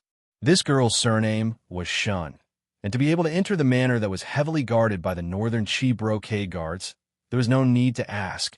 She had to be the young lady of Sir Shun's family. But he did not know what relationship this Miss Shun had with Yin Bingyun. Fan Xian smiled bitterly and thought to himself, could it be that our great master Yin is using a honey trap? Miss Shun quietly stood up and looked at Yin Bingyun, who had not said a word. A crazy and vicious hatred slowly appeared in her gentle eyes. Biting her lip, she said, word by word, "I only want you to tell me one thing. Which of what you said before was true?" Yin Bingyun tilted his head slightly and looked back with his emotionless eyes. Quietly, he said, "I am an employee of the 4th Bureau of the Qing Overwatch Council. Miss Shun should know very well that none of what I said was true." Wei Hua glanced at Fan Xian, who had been watching coldly from the side, afraid that if the young lady continued to speak, these southern officials would laugh at her. He quickly ordered people to drag Miss Shun out. Miss Shun coldly shook off the hands of the brocade guards. Looking at Yin Bingyun, who remained unmoving in his chair, she said miserably, "Good, good. What a sentimental Yin Bingyun."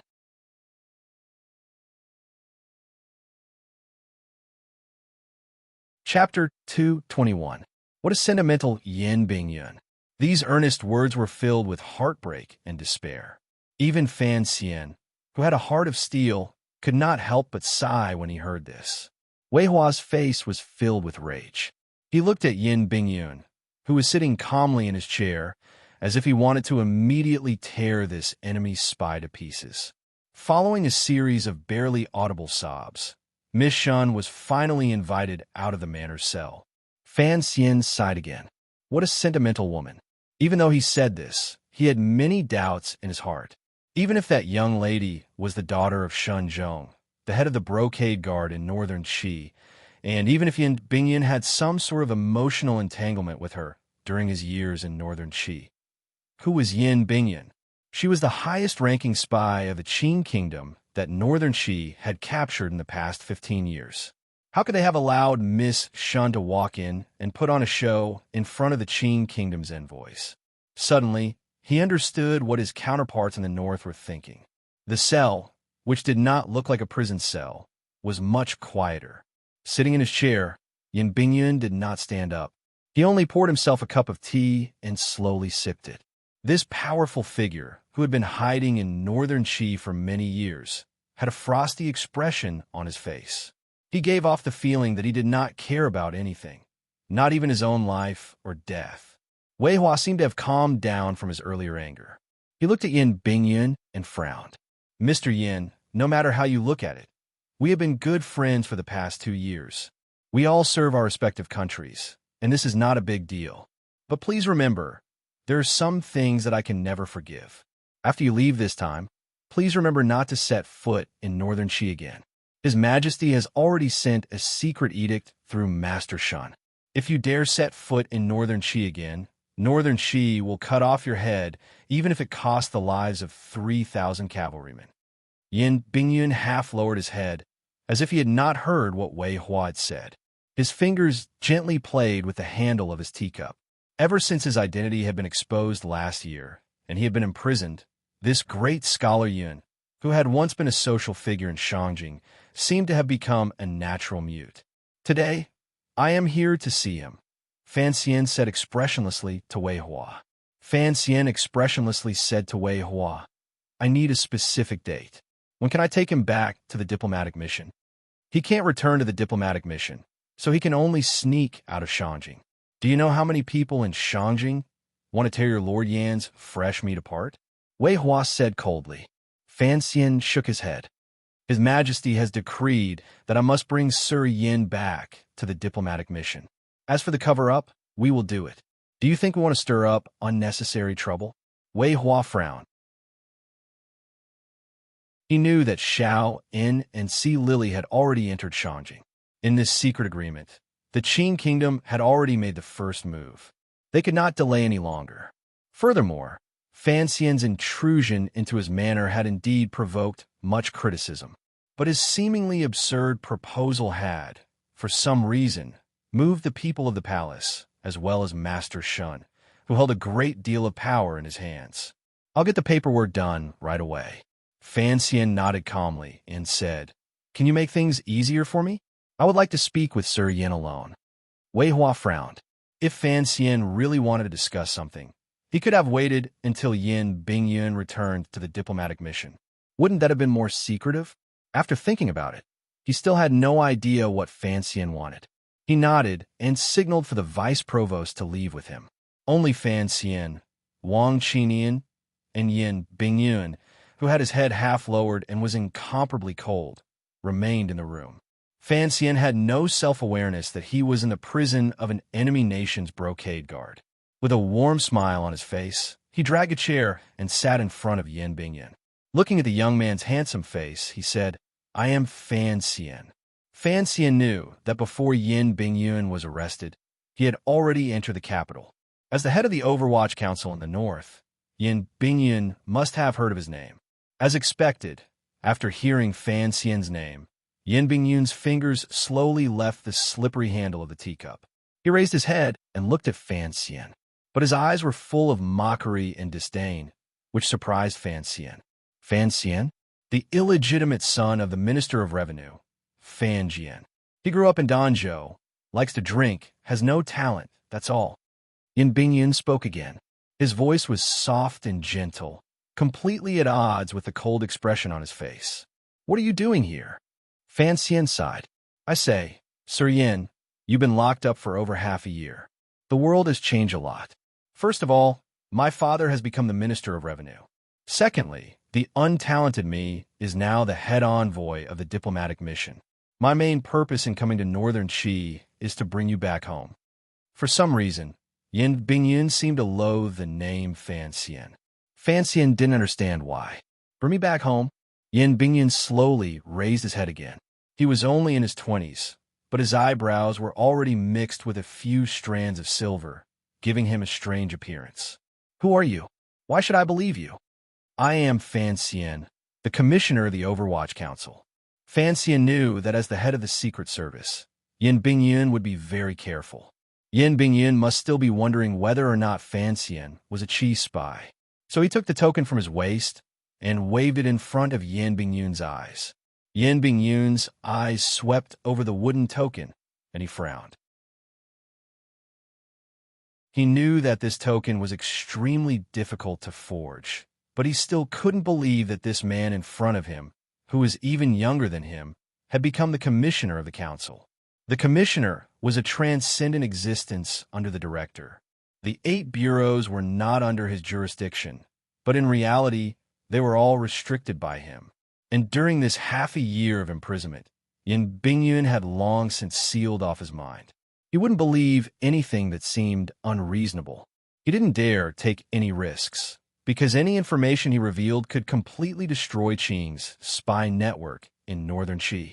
This was a serious matter, and he had to be careful. Wang Qinian, who had been silent all this time, stepped forward and said quietly, Sir Yin, Sir Fan is the newly appointed commissioner. He came north specifically to rescue you from prison. Yin Bingyun looked at Wang Qinian coldly. You are Sir Wang of the First Bureau? That's right. Facing Yin Bingyun, who had been sitting peacefully on the chair, Wang Qinian did not know why he felt a little nervous. When he thought about how Yin Bingyun had already been locked up for half a year, Wang Qinian did not know whether to admire or pity him. I don't need you to confirm my identity. Fan Xian gently patted Yin Bingyun on the shoulder and smiled. This matter is almost over. You can keep quiet and follow the diplomatic mission back home. Don't speak until you see Chen Pingping or your father. I think it will make you feel more at ease. Hearing this, Yin Bingyun frowned. He knew that this could not be a scheme of Northern Qi. But Fan Xian saw something strange in Yin Bingyun's frown. His face grew cold, and he carefully reached out to Yin Bingyun's collar. Yin Bingyun raised his head and looked at him. There was a hint of ridicule in his cold eyes. You want to see? He asked softly. Yes. Fan Xian calmly grunted. Then he slowly pulled open Yin Bingyun's white robe. The robe was as plain as the clouds and as white as snow. As the cloth separated from Yin Bingyun's body, there was a very faint tearing sound. Yin Bingyun's expression didn't change. Not even his eyebrows twitched. Fan Xian's expression grew unsightly. Underneath the white robe was the horrifying skin on Yin Bingyun's neck. It was covered in red and purple scars. Clearly, they were new flesh. It seemed that he had been resting for a long time to recover to his present state. There were so many wounds on his neck alone. One could only imagine what kind of torture Yin Bingyun had endured under the cover of this loose white robe. Wang Qinian cursed a few times. Fan Xian's expression returned to normal.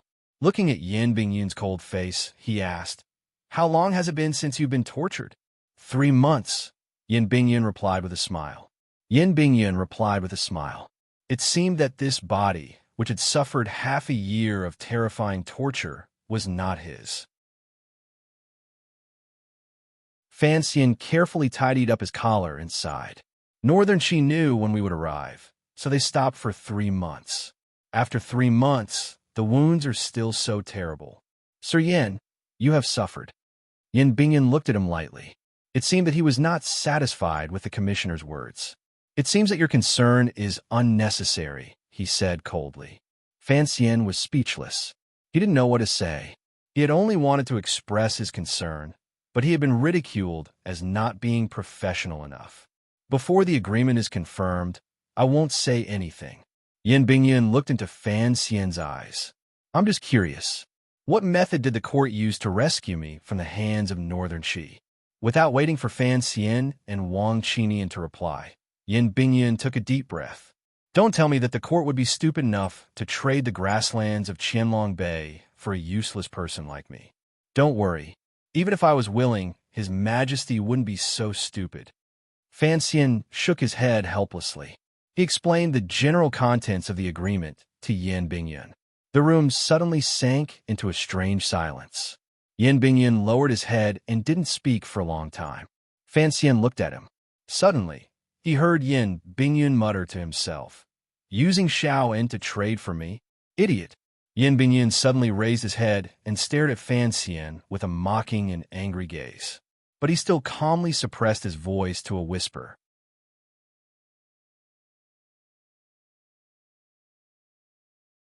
Chapter 222. Yin Bingyun, who had always maintained an inhuman calmness, was indeed an excellent spy. But the fury he had exploded in that instant was proof of his power and control as the head of the Qing Kingdom's spies in Northern Qi. Faced with the flames of anger shooting out of the prisoner's eyes, even Fan Xian unconsciously wanted to dodge. Yin Bingyun's lips trembled. In a low voice, he spoke quickly, like an exploding firecracker. He moved closer to Fan Xian's ear. Is Xiaoen still under control? Fan Xian shook his head. After Wudu, he was handed over to the brocade guard of Northern Qi. I suppose he has already entered the capital. Is there any way to kill him? No. Did you get the secret out of his mouth? Fan Xian shivered. He pulled away from Yin Bingyun and looked at him calmly. You know the secret he's talking about? Yin Bingyun looked at the young commissioner in front of him, and a strange smile appeared on his lips. I've been in Northern Qi for 4 years. Naturally, I know that the Northern Qi royal family has always been obsessed with Shao'en, although I don't know the specifics of that secret. For the Northern Qi royal family to place such importance on it, it can't be simple. After a pause, Yin Bingyun suddenly said, "Do you know who Shao'en is?" Fan Xian nodded and smiled. "I believe I know more than anyone else." Yin Bingyun quickly cursed. "Since you know, how could you allow such a thing to happen?" Fan Xian looked at him calmly. "The intentions of His Majesty and the director are clear. Shao'en is old, and you are still young. So in this deal, we have the advantage." Yin Bingyun once again fell silent. He had not expected that because of him, the Qing royal court would be willing to use Shao in an exchange. But this reality made the commander of the northern spies feel a sense of defeat. Being captured alive by the brocade guard of Northern Qi was already a humiliation, and now the royal court had to pay such a heavy price. Without a doubt, it was even more humiliating. He was very disappointed. His body, shrouded in his white robe, seemed to shrink. Fan Xian looked at him calmly. "You are a smart man. Since this matter has already been decided, you must return to the south safely. That way, we won't lose too much." Yin Bingyun was cold and speechless. He knew that this commissioner of the Overwatch Council, who had appeared out of nowhere, had said the most correct thing to say. 3 days later, I will wait for you at the mission." Fan Xian smiled and walked out side by side with Wang Qinian. Accompanied by Wei Hua and the vice provost, they boarded the carriage and returned to the diplomatic mission. After returning to the diplomatic mission, the people of the Kingdom of Qing gathered together to sort out the events of the past few days. Then they dispersed, leaving only Fan Xian and Wang Qinian. Fan Xian rested his chin on his hand and sank into deep thought. Wang Qinian asked carefully, "Master Fan, what are you thinking about? Why did Miss Shen appear there?"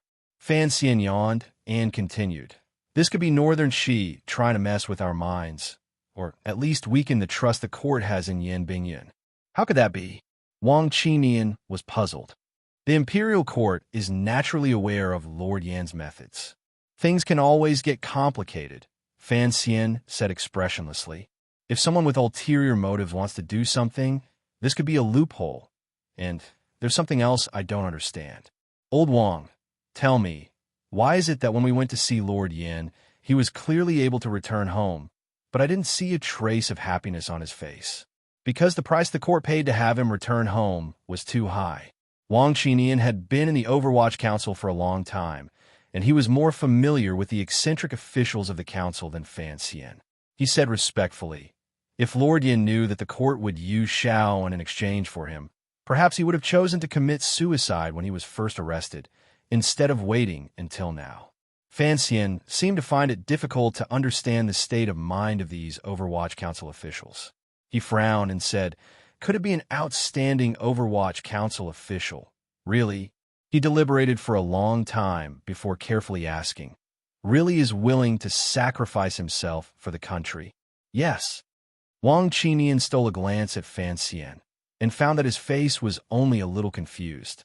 He then respectfully said, "I admire Lord Yan very much.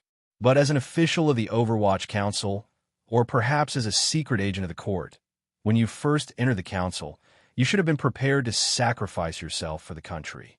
The secret agents of the council only believe in one thing. For this goal, any method, any sacrifice is permitted." "What goal?" "Everything for the Kingdom of Qing." Wang Qinian's face showed a somewhat fanatical expression. Fan Xian's finger unconsciously wrote something on the table. He had seen Yin Bingyun for the first time today, and found that he had been sitting in that chair the entire time, and his sitting posture was a little strange, like a javelin. Other than his buttocks, there was no other part of him that was touching the chair. It wasn't until he left that Fan Xian realized that Yin Bingyun's feet were chained to the chair.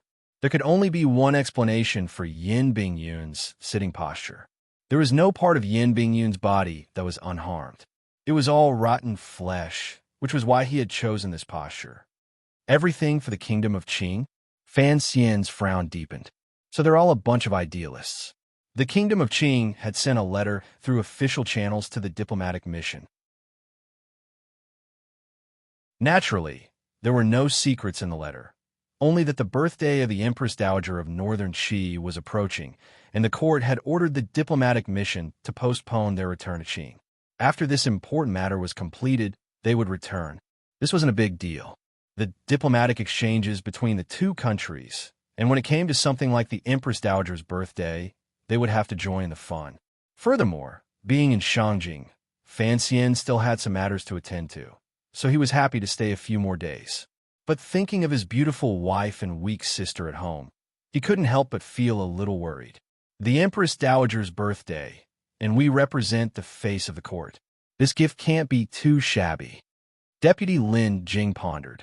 Why don't we ask one of our subordinates to go for a stroll on Xiaoshui Street? Hearing the words Xiaoshui Street, Fan Xian thought of the letter boss Shang had handed him and shook his head. The waters of Shangjing were deep enough, and the eldest princess still wanted to remotely control the internal strife of a foreign country from Xinjiang. Fan Xian certainly didn't want to get involved in such muddy waters. Then what should we give? Lin Jing began to have a headache over the problem of giving gifts to the palace banquet. Fan Xian already had a plan.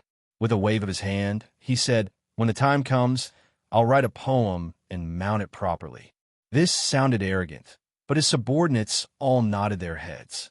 The immortal poet Fan Xian didn't write poetry, and this was something the whole world knew.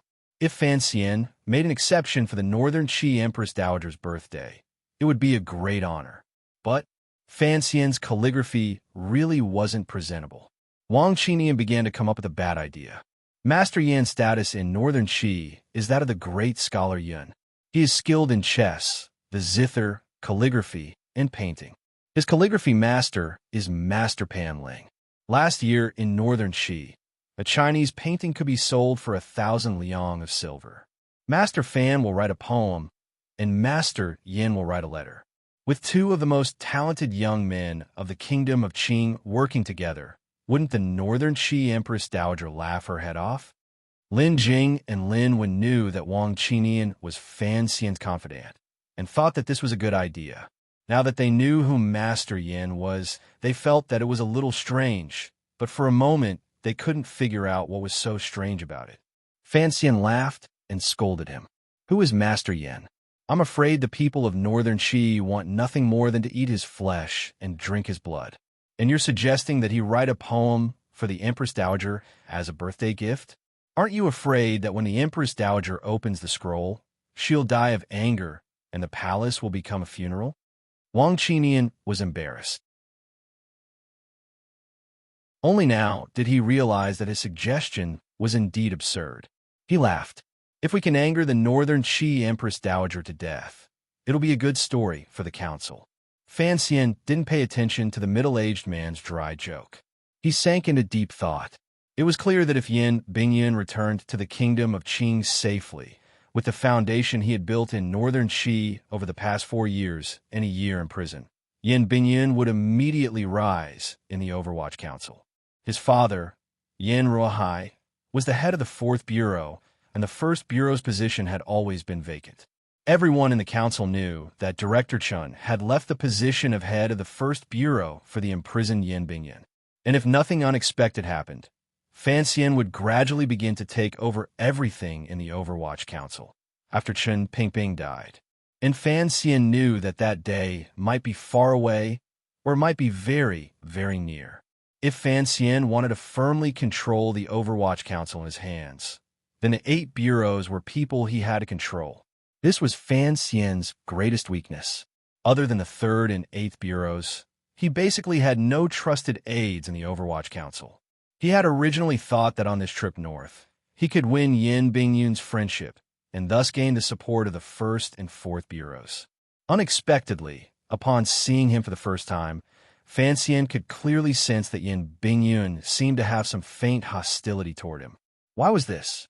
Fortunately, Yin Bingyun didn't seem to want to hide this hostility, which made Fan Xian feel a little more at ease. "Master, it's time," Wang Qinian reminded him in a quiet voice. Fan Xian nodded and stood up to leave the courtyard. Behind him, the 2 brothers, Lin Jing and Lin Wen, looked at each other, unsure of where the envoy was going today. Outside the courtyard, Chongdingho's family was waiting.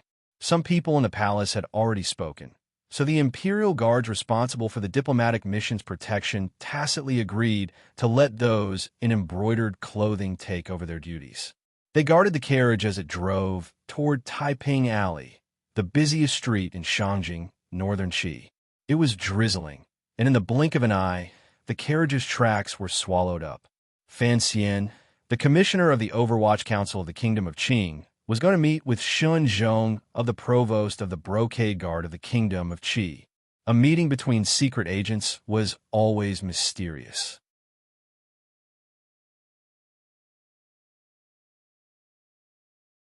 Chapter 223. Raindrops hit the roof of the carriage with a dull thud. Fan Xian closed his eyes to rest. He didn't know how long they had been traveling, but he found that the carriage had finally stopped. Fan Xian opened the door of the carriage with one hand and smiled slightly. He stepped out into the rain, only to find that there was an umbrella over his head, shielding him from the wind and rain. Only the cold of spring in the alley around him seeped in through the umbrella. Wang Qinian, dressed in black, held the umbrella over Fan Xian's head. Behind him, the 7 tiger guards carried long knives on their backs, silently lined up on either side of Fan Xian. Fan Xian wore a dark-colored cloak with a plain-colored robe underneath. Hidden underneath was the nocturnal clothes he had prepared before leaving the capital. His plain clothes exuded a murderous aura. Paired with his handsome face, he looked incomparably spirited. "Commissioner Fan, this way, please." The Brocade guard responsible for leading the way expressionlessly extended his hand and led them into a courtyard. The courtyard was in a side alley. Fan Xian tilted his head slightly and could faintly hear the bustle in front of him. He smiled and said, "Looks like it's the back courtyard of a brothel." The Brocade guard's expression froze for a moment.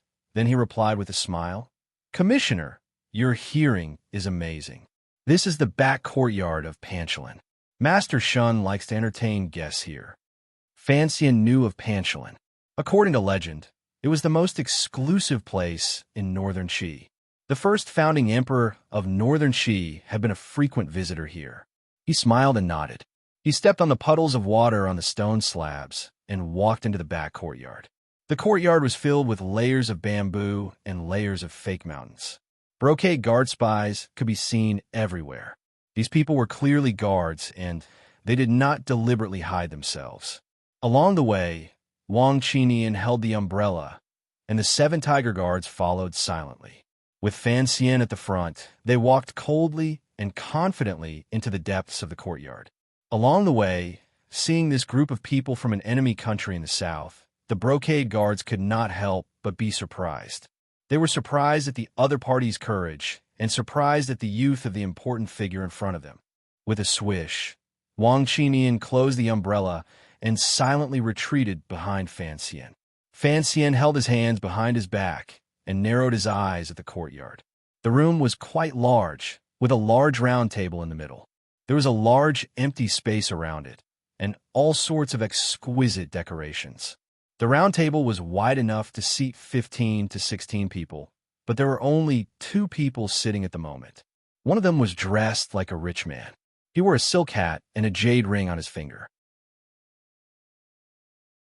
After this person saw Fan Xian come in, 2 unusual cold lights began to appear in his extremely ordinary eyes. He looked directly at Fan Xian's face. A moment later, he opened his mouth and said, "Commissioner Fan, I've heard a lot about you, and now that I've seen you today, you're indeed extraordinary." Fan Xian did not immediately respond to this polite greeting. Instead, he thought about it in his heart. All along the way, the Northern Qi Brocade Guard had addressed him by his official title of Commissioner. It seemed that this conversation was between the Overwatch Council and the Brocade Guard, and not a diplomatic negotiation between the royal court.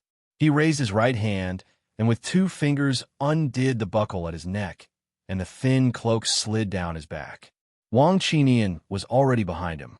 Fan Xian sat on the other side of the large round table and looked at the rich man across from him. He noticed that the man's eyebrows were very thick, so thick that they looked like they had been drawn on. He couldn't help but smile. "Master Shun, you look so cold to the world. Why are you so polite to me? This was the provost of the Northern Qi Brocade Guard, Master Shenzhong. Shenzhong controlled countless brocade guards in the north and was one of the most powerful figures in the world. Fan Xian had not expected him to look so ordinary. If it weren't for the extremely detailed records of this man in the Overwatch Council's files, Fan Xian would not have been able to recognize him. I'm not being polite. Provost Shin sighed. Looking at Fan Xian's delicate face, he couldn't help but shake his head. Master Fan, you're famous throughout the world for your poetry. I, as an uncouth old man, admire you greatly. I didn't expect to suddenly receive news in the last 2 months that Fan Xian, the immortal poet, has become the commissioner of the Overwatch Council. This I really don't understand. What is old Mr. Chen thinking? How could someone like Master Fan live like rats in the sewers like us? Fan Xian chuckled. Master Shun, you are too modest. I have traveled thousands of miles to become an official for the sake of wealth. No matter what I do, first, it is to benefit the court, and second, nothing more than to find a place for my family to live. These words were a bit blunt, and Shenzhong sighed in his heart. He couldn't help but look down on this colleague of his from the south. After all, he was a young man, and his words and actions were a bit crude. He really didn't know what Shen Pingping was thinking, and he didn't know why the terrifying Emperor of the South would agree to the Overwatch Council's seemingly absurd personnel arrangement. In truth, as the provost of the Northern Qi Brocade Guard, Shenzhong had always felt an indescribable admiration for his colleagues in the South. As for the crippled man in the wheelchair, he was even more respectful and fearful. He still couldn't understand how his counterparts in the South could obtain the Qing Emperor's complete trust, unlike him, who stood shakily in court and didn't know which day he would be thrown away like a pair of broken shoes by the people in the palace. Shenzhong immediately came to his senses. He knew why Fan Xian, as the head of the envoy, had taken the risk of meeting him through Chongmingho. There was a huge profit to be made in this transaction. Shenzhong couldn't help but be tempted, and the palace couldn't help but be tempted. When it comes to things like gold and silver, no one would complain about having too much. Shenzhong suddenly smiled. It's just that I can't see how the provost can benefit from this. Fan Xian waved his hand, and Wang Qinian and the 7 Tiger Guards left. Shenzhong nodded, and the rest of the people in the hall also left. Fan Xian looked at the man sitting next to Shenzhong with some surprise. He was dressed luxuriously, but he didn't have the royal air that Fan Xian was familiar with. It seemed that he wasn't someone sent by the royal palace of Northern Qi to listen in. So why did he have the right to continue sitting here? This is Master Chui, Shenzhong introduced. Master Chui stood up and bowed to Fan Xian, but there was a hint of pride on his face. Fan Xian frowned. A man of the Qing kingdom? Shenzhong laughed heartily and said, I thought the two of you already knew each other. Commissioner Fan, this Master Chui is the second son of the Chui clan of the Qing kingdom. The Chui clan and the Fan clan have always been on par, and both are sons of noble families. Fan Xian frowned. Master Shun, what do you mean by this? A sinister look flashed through Shenzhong's eyes. Master Fan, didn't you want to talk business? In fact, I've been doing this business for many years, so I want to know if Master Fan has any more benefits for me. Fan Xian tilted his head slightly and looked at Master Chui, trying to read his face. Suddenly, he asked, Master Chui, did you come to this banquet of your own accord, or did your family elders ask you to come? How could I miss such a grand event? Master Chui didn't seem to be afraid of Fan Xian. Things had become very clear. This Master Chui was clearly representing the interests of the Chui clan, and behind the Chui clan was the eldest princess who was far away in Xinjiang. It wasn't that Fan Xian hadn't considered the possibility that the eldest princess had relied on smuggling to obtain so much profit from the palace treasury. But he hadn't expected that the provost of the Brocade Guard would pull the eldest princess's representative to the table. What made Fan Xian even angrier was that this rascal Chui actually dared to sit at the table and act as a bargaining chip for the other party. The eldest princess had a favor to ask of Fan Xian, so it was impossible for her to interfere in his affairs. It must have been this rascal Chui acting on his own. Fan Xian had taken the initiative to contact Shen Zhong. On one hand, he wanted to build a connection, but on the other hand, he wanted to attack Xinyang's source of income. He hadn't expected the Northern Qi Kingdom to play such a trick. What should have been a game of secret bidding had been brought out into the open. As if sensing his displeasure, Shen Zhong smiled and said, "Master Fan, there is no harm in being frank. We are all people who want to make a fortune. This Master Chui and you're planning to do business in a way that overlaps, and I cannot eat both sides. Naturally, I would like to hear your opinion." Fan Xian regained his composure. He looked at Master Chui. I didn't expect Master Chui to have the guts to make such a big deal. How could I compare to Master Fan's guts? Master Chui smiled. Shen Zhong saw that the situation was a little awkward. He smiled.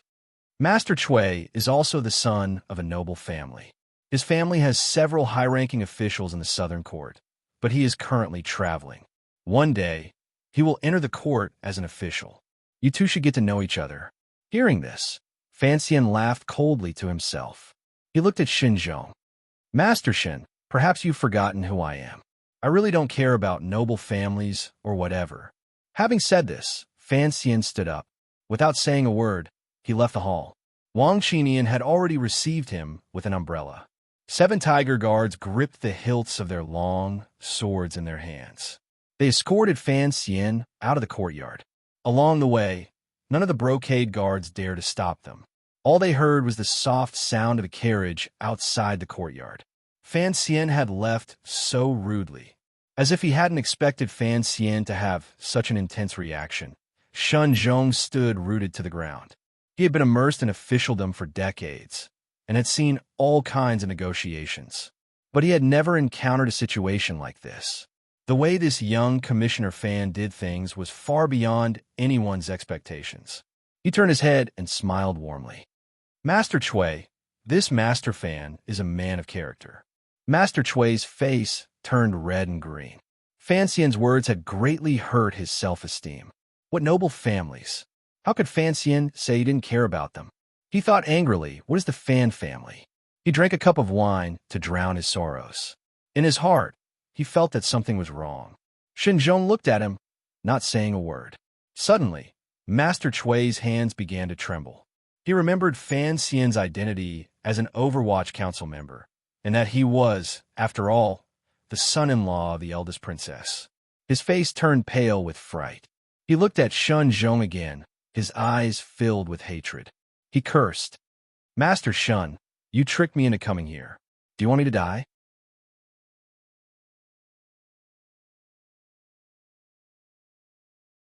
Chapter 2:24. The night rain fell on foreign soil, making a familiar pitter-patter. Fan Xian took a sip of tea and said to Wang Qinian, "Write a secret letter immediately. Have the council investigate the relationship between the Chui clan and Xinyang." Wang Qinian looked at him and said quietly, "We cannot touch the eldest princess." Of course I know we cannot touch her. Fan Xian knew that the things that the eldest princess had done were actually all tacitly approved by the emperor. But today's unfriendly meeting with Shen Zhong only strengthened a certain idea in Fan Xian's heart. I just want to find out how much power Xinyang has in the court. Yes. Wang Qinian agreed and continued. Master Chui is still kneeling outside. Sir, do you think we should let him rise? After all, the Chui clan is a large clan in the capital, and there are several high-ranking officials in the court. Fan Xian's eyes were fixed on the intelligence reports sent by the council. He ignored Wang Qinian's words. The group of angels were in Shangjing, and before Yin Bingyun returned, Fan Xian did not dare to use the intelligence network in Northern Qi. So his source of intelligence had shrunk, which made him very vexed. After a while, he seemed to hear what Wang Qinian said. He said quietly, "Let him kneel. As a citizen of Qing, he is being used by Northern Qi. I will teach him a lesson on behalf of my mother-in-law." The rain gradually lessened, dripping down from the eaves. This courtyard was an old building, so the places where the rain fell had sunk slightly. Fan Xian put on a robe and walked out of the room. He looked at Chui kneeling in front of the stone steps and did not speak for a long time. The other members of the diplomatic mission had long since avoided this small courtyard, so it was especially quiet. You should know very well what you should do if your family still wants to do business in the north. Fan Xian looked coldly at the soaked Chui. I will spare your life for today. Write a letter to Xinyang. As for how the eldest princess will punish you, that is your business. But while I am in Shangjing, I do not wish to see you sitting with those people from northern Qi. Chui kowtowed heavily, burying his upper body in the puddles on the ground. He trembled and did not dare to speak. Let me remind you again, I am the commissioner of the Overwatch Council. Even if the eldest princess is protecting you, if I really want the Chui family to suffer, I have many ways to do so. Fan Xian said, although this is a very vulgar threat, I think for a stupid person like you, if you don't make it clear, you will still be used as a knife by the northern Qi people next time. That would not be good. Master Chui was still kneeling miserably. At the time, he had woken up in the rear courtyard of Panshanlin. Only then did he realize how big a mistake he had made. Putting aside Fan Xian's identity as the Overwatch Council that everyone feared, he was the son-in-law of the eldest princess. In Fan Xian's eyes, Master Chui was at most an ant. Today, he had acted on his own to see what the Overwatch Council wanted to do with Northern Qi. Originally, he had considered the issue from the eldest princess's point of view. But if Fan Xian really wanted to deal with him, he feared that the eldest princess would not bother to protect him. Given Fan Xian's current power and influence, aristocratic families were really not worth his attention. Let's put it plainly. Fan Xian looked at him. You work for the eldest princess. Naturally, I will not make things difficult for you. But right now, I want to do something, so I hope you can see the situation clearly. Yes, Master Fan. Master Chui said in a trembling voice. I have made a mistake. We are all officials of the Kingdom of Qing. No matter what happens in the court, once we leave the country, we must remember that you and I are both citizens of Qing. Do not let outsiders laugh at us. This is what angers me the most. After this little interlude, Xinyang carefully maintained their respect for the diplomatic mission, and Northern Qi finally felt Fan Xian's power. More accurately, they felt the power of the Overwatch Council of the Southern Court. Shenzhong had always made deals with Xinyang, so when Fan Xian proposed this deal through Changningho, he did not think much of it. But looking at the current situation, it seemed that the rumors were true. If Fan Xian really did control the palace treasury in the coming year, the eldest princess would lose her power, and Shenzhong's discipline commission would offend Fan Xian. Then a large source of income would be cut off. The Northern Qi Palace also knew of this matter. The Empress Dowager fiercely questioned Shenzhong. Shenzhong was full of anxiety. Who would have thought that Commissioner Fan would not even give him a chance to bargain? And the news that Master Chui had knelt at the diplomatic mission that night had also reached the ears of the Brocade Guard. Shenzhong knew that he had to look at Fan Xian in a new light. But no one could have guessed that Fan Xian actually did not want to discuss the deal. A few times, Shenzhong sent people to invite Fan Xian, but Fan Xian coldly pushed them away, as if he did not want to talk. Sir, what exactly do you want? Wang Qinian was Fan Xian's most trusted confidant. There were many things that even the Overwatch Council did not know, but Wang Qinian was well aware of them. He knew that Fan Xian had secretly done many things to deal with the eldest princess of Xinyang, but the eldest princess did not seem to have noticed. But now, Fan Xian looked as if he wanted to reconcile with the eldest princess. This puzzled Wang Qinian. I want everyone to not know what I want to do. Fan Xian straightened his clothes. Without turning his head, he said quietly, the eldest princess has a favor to ask of me. Naturally, I want to take advantage of this opportunity to gain some benefits. Wang Qinian still did not understand, and Fan Xian did not explain further. That afternoon, a carriage entered the diplomatic mission's encampment through a corner gate. The carriage looked very shabby and ordinary. Whether it was the carriage's decoration or the coachman's appearance, there was nothing out of the ordinary about it. But everyone in charge of the diplomatic mission security could clearly feel the tension inside. Outside, the shadows of the Northern Qi Brocade Guard could be seen everywhere. Fan Xian looked at the carriage and said something that seemed completely unrelated to the current situation. It seems Sea Lily has also arrived in Shangjing. A young man in a white robe pushed open the carriage door and slowly moved forward. He stood there, looking at the sky above his head. He narrowed his eyes slightly, and then lowered his head to look at the people in the courtyard who were looking at him. He could easily sense the smell of the courtyard from these people, and he could not help but smile faintly. Fan Xian walked forward and condescendingly took Yin Bingyun's uninjured right hand. He carefully helped him out of the carriage and said quietly, "Welcome home." For the people of Qing, the diplomatic mission's location was like their homeland. Yin Bingyun had been imprisoned for a year and had long since prepared to die. Although he still could not accept the agreement to trade Xiao in for himself. Now that he had set foot on the diplomatic mission's grounds and heard Fan Xian's words of welcome home, he could not help but feel moved. There were no civil officials from the office of the Grand Herald in the courtyard. Aside from the 7 Tiger Guards, everyone else was an official of the Overwatch Council hidden within the diplomatic mission. They all looked at this young man, who had difficulty walking, and bowed in unison. "Greetings, Master Yin." Their voices were not impassioned, nor were they loud, but their sincerity could be felt. Yin Bingyun smiled and said nothing. He only said quietly, "I am very surprised to be able to come out alive." Fan Xian held his hand and laughed. "I'm also surprised that your fingernails were not completely pulled out." These 2 future deputy heads of the Overwatch Council spoke very softly, and only they could hear each other. Yin Bingyun returned to the diplomatic mission. His mission to northern Qi was half complete. Fan Xian felt reassured.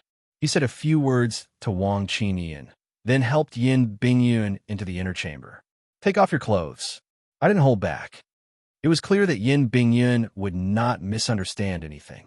He slowly tore off his white clothes, revealing his well-proportioned naked body. Fan Xian raised his eyebrows. He thought of how he had felt when he had changed clothes in the capital's 3rd bureau. He found that Yin Bingyun was indeed much calmer than he was. He took out a box of medicine from a box and used his fingers to pick out some, then began to evenly apply it to Yin Bingyun's body.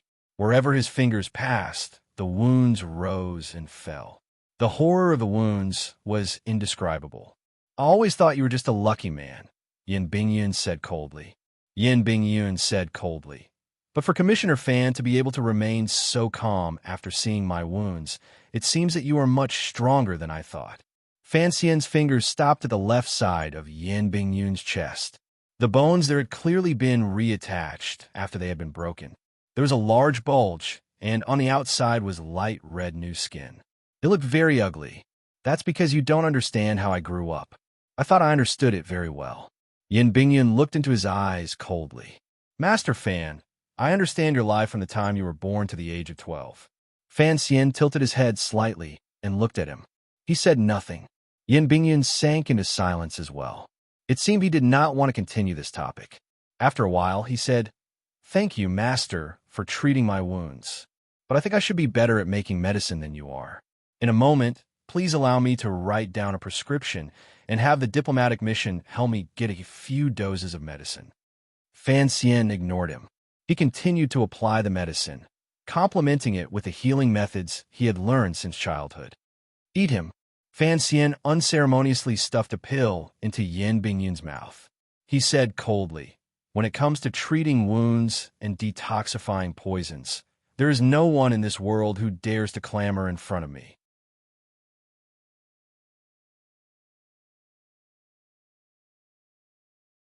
Chapter 225. Who's Fei Ti? Who else in the council is named Fei? "Sir, are you talking about old Fei?" "I'm talking about that old freak." Fan Xian had finished everything. He called for someone to bring in a basin of warm water. He carefully washed his hands and pulled off a piece of fur to dry them. Then he said to Yin Bingyun, "You've been tortured for too long.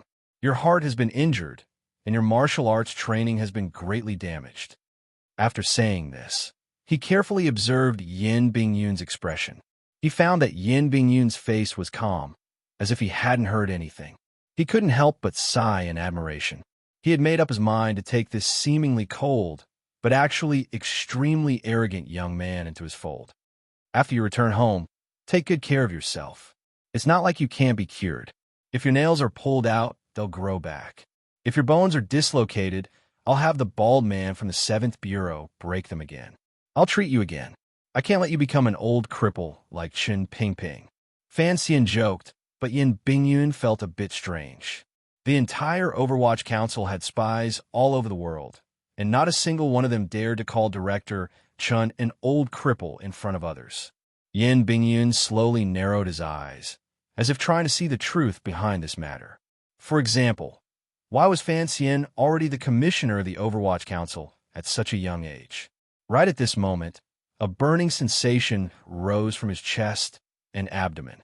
Even though his temperament was incomparably firm, he was still shaken by this sudden pain, and the corner of his eyebrows twitched a little. It's nothing. It's just a method to force out the poison. Because I don't know what poison is in your body, the medicine I used was a bit too strong. But with me watching, you won't die. Fan Xian didn't care, and helped him put on his clothes. Sweat beaded on Yin Bingyun's forehead. It was obvious he was in great pain. In a low voice, he said, "Damn, this is worse than being poisoned. What kind of antidote is this?" Fan Xian was overjoyed. He clapped his hands and praised. "Brother Yin, you're finally willing to curse. That's right. Who are you always putting on that cold face for? You can act cool in front of the Northern Chi brocade guards, but don't do it in front of me. I've seen it since I was little." What he had seen since he was little was naturally that cool Uncle Zhu. "Who did you learn this antidote from? I don't trust you," Yin Bingyun asked coldly as he felt the area of his body that was smeared with ointment start to burn. As I said earlier, Fan Xian looked at him with a smile. A strange light flashed in Yin Bingyun's eyes. Forgetting all the pain inside and outside of his body, he hissed, "You are Fei Jie's disciple?" His voice was full of surprise. "Fei Jie doesn't have a disciple like you. You even boasted that you knew everything about me before I was 12. Fan Xian began to tidy up the bottles by the bed. "You don't even know who my teacher is," he said mockingly. Yin Bingyun looked at him and did not speak for a long time. Fan Xian looked back at him innocently. He rested his chin on his hand and looked at the worms all over Master Yan's body. "I say, Brother Yan," he said quietly, "why do I feel like you look at me with anger?" This was a thorn in Fan Xian's heart. Since he wanted to subdue Yin Bingyun, he had to know why he had such strong feelings of resistance toward him. Otherwise, his days in the future would be difficult. There was a long silence. Yin Bingyun still did not seem to want to talk about this topic. But for some reason, as the burning pain inside and outside of his body gradually faded, the head of the Overwatch Council in the north began to feel dizzy. Looking at Fan Xian's beautiful face, he felt an inexplicable hatred. He thought of the exciting life he had led in the Northern Chi court these years, and his words seemed to escape from his dry lips. "Commissioner, I don't know if you still remember that there was a murder case in Danzhou 5 years ago. It has never been solved." Fan Xian's hand, which was in the middle of closing the box, did not stop. He was slightly surprised. Of course, he remembered that murder case. It was the first time Fan Xian had killed someone in his 2 lives. Even now, the cold chestnut that had burst out of the assassin's throat seemed to be stimulating Fan Xian's palm. "I know what you're talking about." Fan Xian frowned. "What does this have to do with you and me?" Yin Bingyun smiled strangely. "That assassin was under the jurisdiction of the 4th Bureau. It was because of this that I was chased north to be a rat." "So you hate me?" Fan Xian sank into silence. After a while, he suddenly laughed with extreme pleasure. "I thought you should thank me." "Why?" Yin Bingyun's dizziness faded a little. After a moment of surprise, he returned to his cold demeanor.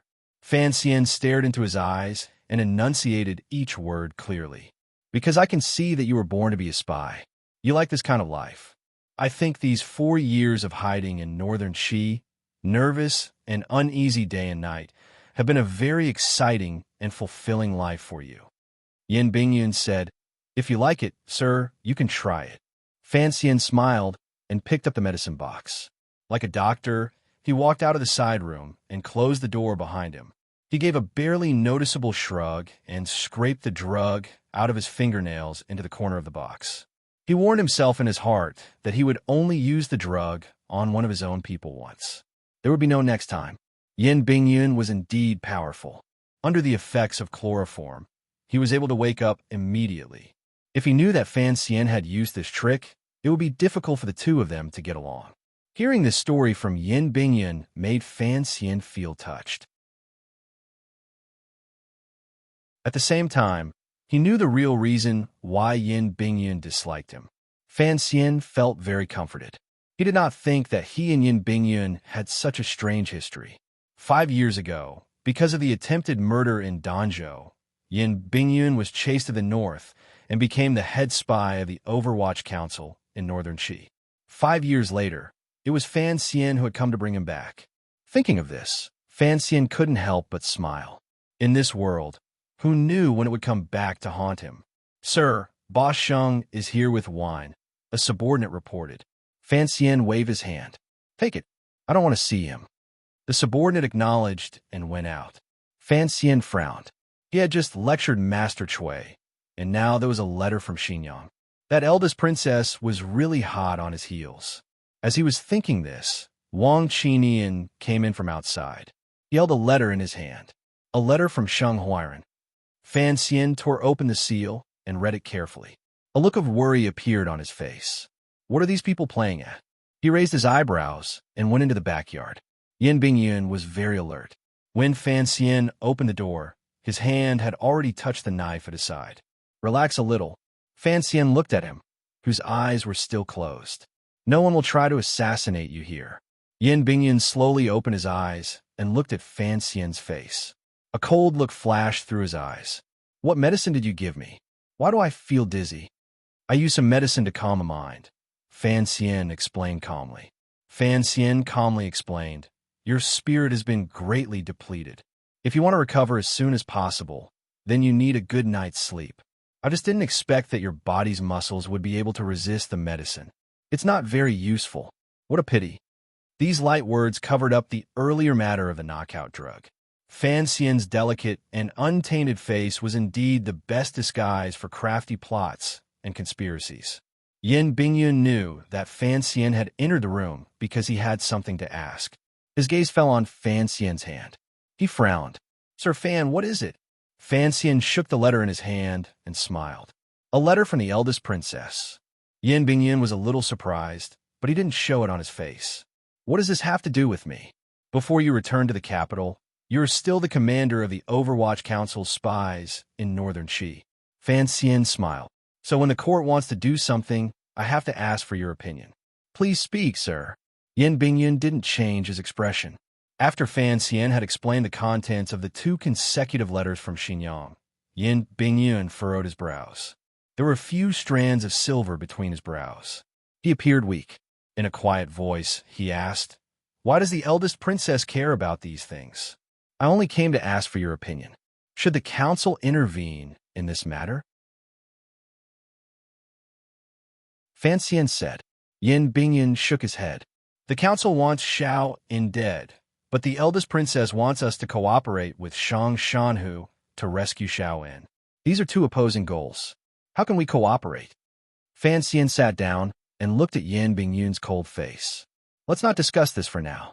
I need to know from your mouth what the current situation in northern Qi is like." Yin Bingyun looked at him and held up 3 fingers. 3 sides. One side is the Empress Dowager, one side is the Emperor, and one side is Shang Shanhu. But since Shang Shanhu has been moved back to Shangjing, his power has been greatly damaged. He must choose between the Empress Dowager and the Emperor. It was a simple and crude statement, but it was a confident judgment. Fan Xian silently signaled for him to continue. Yin Bingyun continued. "According to what you say, if Xiao In is Shang Shanhu's adoptive father, and Imperial Advisor Ku, he wants Xiao In dead, then in the end, Shang Shanhu will definitely side with the Emperor. Why? Because the Empress Dowager will certainly listen to Ku He." Fan Xian unconsciously raised his eyebrows. The Empress Dowager is indeed quite young, but does Imperial Advisor Ku He still have such thoughts? Yin Bingyun was stunned. It took him a moment to realize that this young man, who was beautiful on the outside but extremely wretched on the inside, had misunderstood his meaning. He looked at Fan Xian with disdain.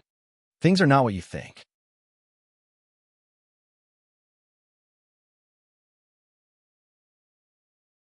Chapter 226. Through Yan Bingyun's narration, Fan Xian knew what had happened back then. After the kingdom of Qing's 3 northern expeditions, the Zhan family took advantage of the situation and established the kingdom of Qi. However, the founding emperor had unfortunately died 12 years ago, leaving behind only the Empress Dowager and the emperor, who had only been a few years old at the time, in the empty palace. Although the kingdom of Qing had stopped moving north, the ruthless Qin Pingping would not let go of this opportunity. He secretly supported and instigated some of the nobles of the previous dynasty and the Zhan family in Shangjing. In the end, it became a situation to force the emperor to abdicate. Seeing that the Empress Dowager and the emperor were about to be dragged out of the palace by the rebels, he moved into the palace as a friend of Commander Zhan Qingfeng. At that time, 3,000 soldiers and horses surrounded the palace. He sat in front of the great hall. Behind him were the pitiful mother and son, and a large group of trembling eunuchs and serving girls, holding candles and brooms. Faced with countless spears and arrows, he sat alone in front of the great hall. No one dared to make a move. Then, the Empress Dowager's brother, Chang Ningho, crawled out of a sewer hole in the corner of the palace. He secretly contacted Xinzhong of the Brocade Guard and gathered a group of forces loyal to the royal family to return to the palace. Only then did they stabilize the situation in Shangjing in northern Qi. After the incident, he did not pursue the matter, and the Empress Dowager maintained her silence. Although the nobles who tried to force the emperor to abdicate were fine at the time, they did not meet a good end in the future. So no matter how one looked at it, the reason the Empress Dowager was able to sit safely in the palace was because of He's reputation and unfathomable power. He is so cool, Fan Xian said, slapping his leg in admiration. One man blocking 1,000 men. Even if there were millions of them, he would still go forward. So strong, so strong. Yan Bingyun looked at him. He felt that He's words were a bit vulgar and not very respectful to the 4 great grandmasters. As one of the 4 great grandmasters, he is aloof from the world. But if he shows his stance, no matter who it is, they have to be cautious. Fan Xian shook his head. Those idiots who try to force the emperor to abdicate, I don't believe that he could do anything to them. At the time, he swore a blood oath. If anyone dared to sit on that dragon chair, he would kill that person. Yan Bingyun suddenly felt that the commissioner in the council was somewhat childish.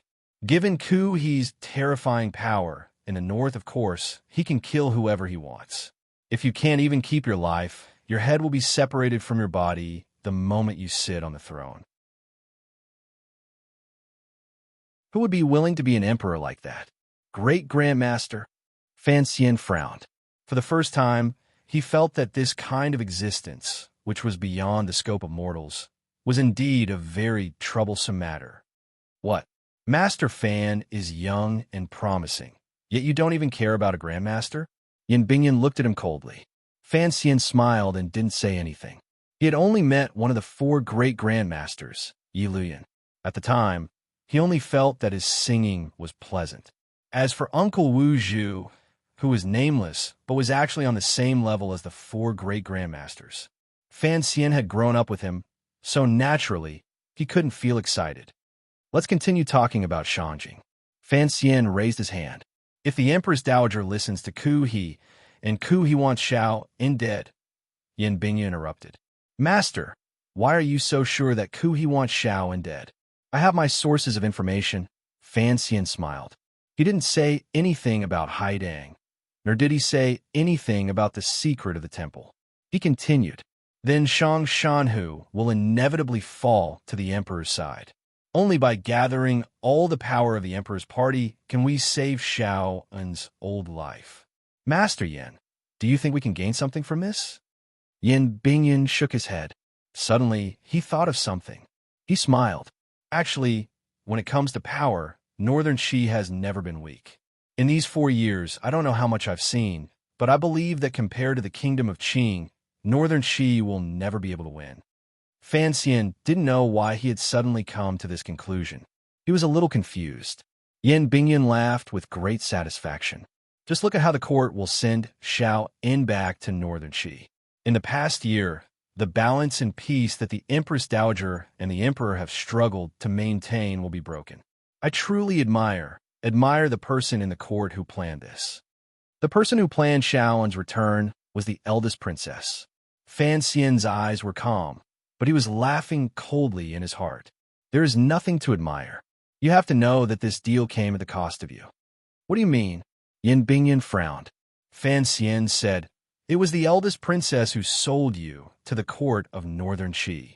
Then, she arranged with Shang Shanhu to exchange Xiaoan for Northern Qi. Even if there is some disturbance in the court of Northern Qi because of Xiaoan, do you really think it will cause any big waves? You are nothing more than a pawn being manipulated by nobles. A pawn should have the self-awareness of a pawn. For someone like you to admire the hand that is holding your head, I really don't understand. These words were a little harsh. Fan Xian did it on purpose. He wanted to plant a seed of hatred in Yin Bingyun's heart for the eldest princess. Unexpectedly, Yin Bingyun's face was calm, as if he hadn't heard. Instead, he continued to plan.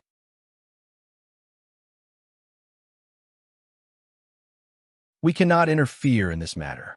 Xiaoan's life and death have moved even Ku He. The diplomatic mission is in a foreign country. After all, it is impossible for us to interfere, and there is no need for us to interfere. I agree with your view. Fan Xian looked at him. But there is one more thing that I need your opinion on. Fan Xian told Yin Bingyun about what had happened to Cui a few days ago. Yin Bingyun's expression didn't change. What does Sir want to do? Fan Xian was silent for a while, but since he had already begun, he naturally continued. According to the council's wishes, we will gradually reduce the benefits that Xinyang has gained from the north. The council's wishes? Yin Bingyun looked into Fan Xian's eyes. I hear that the commissioner may be in charge of the palace treasury next year. Fan Xian smiled as if he hadn't heard him. Sir Yin, you have been imprisoned for half a year, but you are still very well informed. After a long silence, Yin Bingyun suddenly said, why are you telling me these things? Because you are most familiar with the routes in the north. If there comes a day when we need to pull in the net, then from now on, I must begin to keep a close eye. Without Sir Yin, I have no power in the north. Yin Bingyun calmly said, Sir Fan, you think very highly of me. I have never thought of you as a simple patient, Fan Xian said calmly. I believe that if Sir Yin had the desire, you would still be able to call the wind and summon the rain in the north. Why should I help you? Because I am your superior. Fan Xian's expression gradually grew cold. I am not asking for your help. I am asking for your cooperation. Yin Bingyun didn't buy it. He laughed coldly. When the commissioner truly takes over the Overwatch Council, it won't be too late for us to talk about this then. Fan Xian laughed and waved his hand. I knew that playing this game wouldn't work. He paused for a moment. The logic is simple. The eldest princess is our common enemy. Not only do I need you, but I believe that you need me as well. Yin Bingyun didn't think much of it. He calmly nodded. If that's the case, then I must make it clear. Your plan has been completely wrong from the beginning. Why do you say that? If you want to gradually reduce the eldest princess's profits from smuggling, you shouldn't have gone to Shenzhong. Shenzhong is the provost of the Discipline Commission of the Brocade Guard. If I didn't go to him, who would I go to? Yin Bingyun looked him in the eye. Shenzhong, Changningho, these are all trusted aides of the Empress Dowager. They have been making deals with the eldest princess for many years. If you want to start anew, why not go to the young emperor? Fan Xian sighed. Because I can't see through the emperor's mind. The emperor of Northern Qi is a very pure person, a person who gets excited easily. Yin Bingyun raised a finger. A pure radical needs money. Fan Xian looked at him. After a moment, he said, I trust you. At present, I am worthy of your trust, said Yin Bingyun. Fan Xian let out a sigh of relief. He patted him on the shoulder. Don't worry. Although the world is theirs now, it is still ours. Having said that, he left the room, leaving Yin Bingyun behind to reflect on those strange words. For the next 3 days, the diplomatic mission was still dealing with diplomatic matters with Northern Qi. Fan Xian and Yin Bingyun were secretly plotting in the room. Gradually, Yin Bingyun no longer hid anything. He analyzed the information he had, and very clearly established a guiding ideology for Fan Xian's future actions. Action was better than inaction. He needed to use delaying tactics in Xinyang, and so did the Empress Dowager. Only the palace needed to be contacted. Fan Xian had once wondered if he should pay a visit to General Shang Shanhu, but Yin Bingyun had coldly stopped him. Yin Bingyun felt that there was no need to do these things. If the other party needed it, they would naturally come to him. Fan Xian's actions after entering Shangjing were, in Yin Bingyun's professional eyes, a complete mess. Fan Xian silently accepted the lesson. He knew that in these matters, he was not as good as Yin Bingyun. In addition to chatting, they also talked about reorganizing the spy network in the north. But Yin Bingyun clearly did not trust Fan Xian's abilities, so he never relented. One day, after eating, Fan Xian suddenly said, "That Lady Shun is very capable. She actually knew that you were hiding in the diplomatic mission and came to you again." Yin Bingyun's face was as cold as ice, and he was as heartless as a flowing cloud. He said lightly, "Inform Xinzhong. He will take care of his daughter's matter." Fan Xian glanced at him. He truly did not understand how this young official had honed such a cold and heartless will.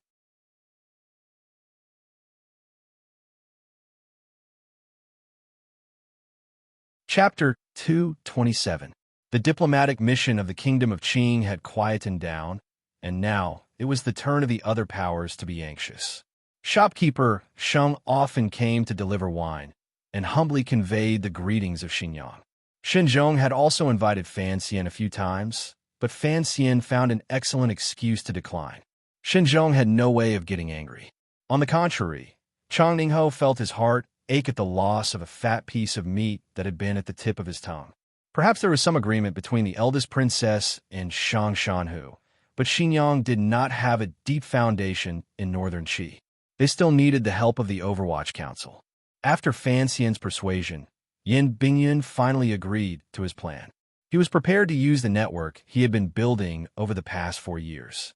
The news from the south seemed to show that the Qing court was as stable as Mount Tai, without a single ripple. However, the Overwatch Council's report mentioned that there had recently been a few strange murders on Shandong Road. Although the murderers had killed ordinary people, their methods were extremely cruel. This was a case of the Ministry of Justice, but it had never been solved, so the 4th Bureau of the Overwatch Council had taken over. Fan Xian did not pay much attention to this murder case, and Yin Bingyun did not pay attention either. After all, the matter in Shangjing was enough of a headache, and the two of them were planning something sinister. Fan Xian's reason for declining all the invitations was very good. For the past 2 days, he had often been chatting with a village girl. Given her status, neither Xinzhong nor Chang Ningho had the guts to steal guests from her. In a quiet alley in Shangjing, a man and a woman were strolling and chatting. Their words floated lightly, disturbing the butterflies that were nesting in the flowers. Nature is heaven and earth, and man is heaven and earth. The so-called unity of heaven and man means that human affairs must follow the natural path of heaven and earth. Only then can the two be harmonious. Harmony is only a facade. What do you think is the unity of heaven and man, and the connection between heaven and man? Oh, I'm not sure about that. I just think that man follows the earth follows the heavens, heaven follows the Tao, and the Tao follows nature. Only then can there be harmony. Or harmony. Harmony is the highest. Master Fan, what you have said today is completely unconventional. I am truly impressed. Although she said she admired him, Haitang still put her hands in her pockets and dragged her feet. Her expression was serene as she walked on the street like a lazy woman. There was not a trace of admiration on her face. Fan Xian rubbed his nose in self-mockery. Just like that day in the palace, he imitated Haitang's sweeping footwork. Fortunately, this street was relatively quiet. Otherwise, if the two of them were to walk like this, they would probably be laughed to death by bystanders. Seeming to guess what he was thinking, Haidang said, "I just feel comfortable walking like this. As for what other people think, I really don't care." Fan Xian thought about it for a moment and realized that it was quite true. People loved ease and hated work. Walking like this was indeed more comfortable than walking with one's head held high. The problem was if one was really lazy, why not lie down in bed? As he thought this, his mouth naturally said, I still feel that lying on the bed is more comfortable. If Miss Haidang is willing, we can lie on the bed and talk about literature, talk about life. Haidang glanced at him. Fan Xian smiled a little embarrassedly and did not explain anything. He really did not have many romantic thoughts about Haidang, but for some reason, chatting with her always made him feel very relaxed. After his rebirth, Fan Xian had always wanted to experience many interesting things and meet many interesting people. This visit to Northern Qi was largely to satisfy this spiritual need of his. Although there had been assassination plots along the way, and things had not been very interesting, Fan Xian had gotten to know two interesting people, Yin Bingyan and Haidang. Fan Xian felt that it had been worth it. I heard that Master Fan met with Master Shin Zhong a few days ago. Haidang asked softly, reaching out to pull out the green branches hanging down from the street. It was already summer, but it had been raining heavily a few days ago, so there was no heat. The trees and flowers were still in the spirit of spring. Fan Xian nodded. We parted on bad terms. He knew that although he was above the court, he could see that the power of his faction was still biased towards the Empress Dowager, so he guessed why Haitang had asked this. Parted on bad terms? Haitang smiled, her face gentle. I'm just curious. Master Fan, why did you hurriedly throw out that proposal? Were you not afraid that it would affect your reputation as an official if it got back to the south? Fan Xian's heart trembled, but his face showed no expression. I do not understand what you are talking about. Haidang said, the Empress Dowager was very tempted by your proposal. Fan Xian's face darkened slightly. Miss Haidang, you should know that these days I have been in seclusion, refusing guests.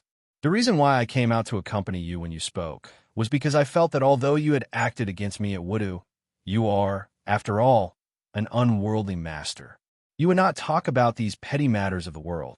Miss Haidang, you have disappointed me. If I did not say these things, I am afraid you would be even more disappointed, Master Fan.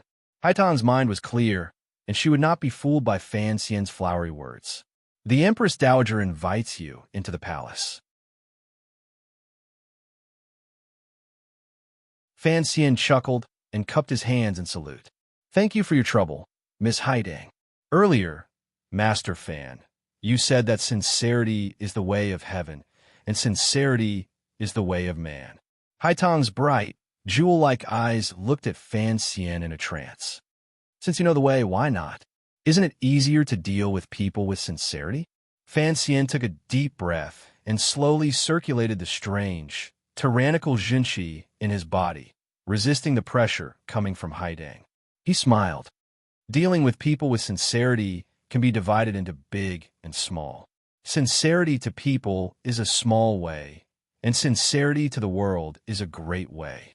Miss Haidang, if you treat people with sincerity, why don't you tell me what secret shao and has that even an unworldly master like your master is tempted? Sincerity to the world? Haitang's lips curled up slightly.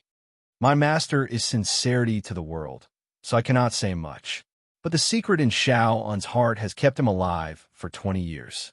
If that secret were to spread among the common people, I fear that the world would be in chaos for 20 years. Fan Xian was startled. He knew something that no one else knew. Based on what Haitang had said, could it be that there was some danger in the temple? The two of them returned to the path of idle conversation, and it was nothing more than a discussion of philosophy and theology. In any case, Fan Xian had a foundation in the history of Chinese philosophy from his previous life. He randomly picked out a few of Dong, Lu, and Wang's theories, and Haitang was greatly surprised. But many years later, Haitang slowly reflected on it and began to organize the theories of the great scholar Fan. Only then did she realize that the young man had said nothing. For some reason, in the late spring and early summer of northern Qi Shangjing, the rain was so plentiful. Before, the warm spring sun had shone brightly, but now a chilly breeze blew, and raindrops fell through the branches above their heads. With a crash, Fan Xian opened the cloth umbrella at his side and held it over Haitang's head. Under normal circumstances, given Fan Xian's status, when he went out in the rain, his subordinates would hold the umbrella. But right now, it was just the two of them, and purely in terms of status, it was only right and proper for him to hold the umbrella for Haidang. The rain gradually soaked the street. Fan Xian looked calmly at the people on the street hiding from the rain, but in reality, he was carefully watching Haitong's steps. At this time, the feet of the two of them were covered in water.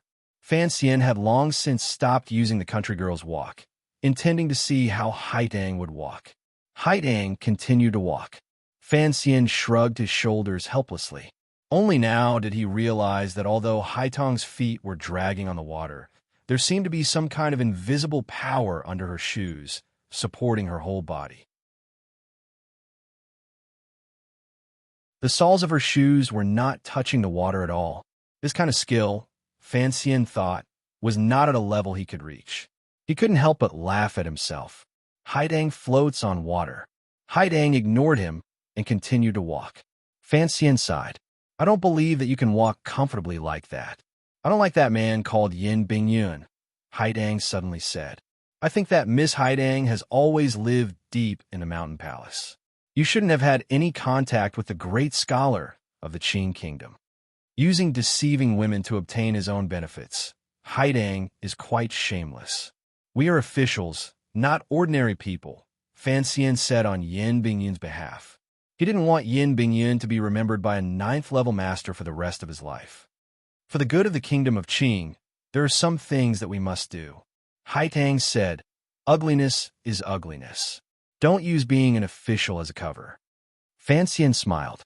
Although being emotionless may not necessarily be a true hero, if one's heart is too soft, how can one survive in this chaotic world?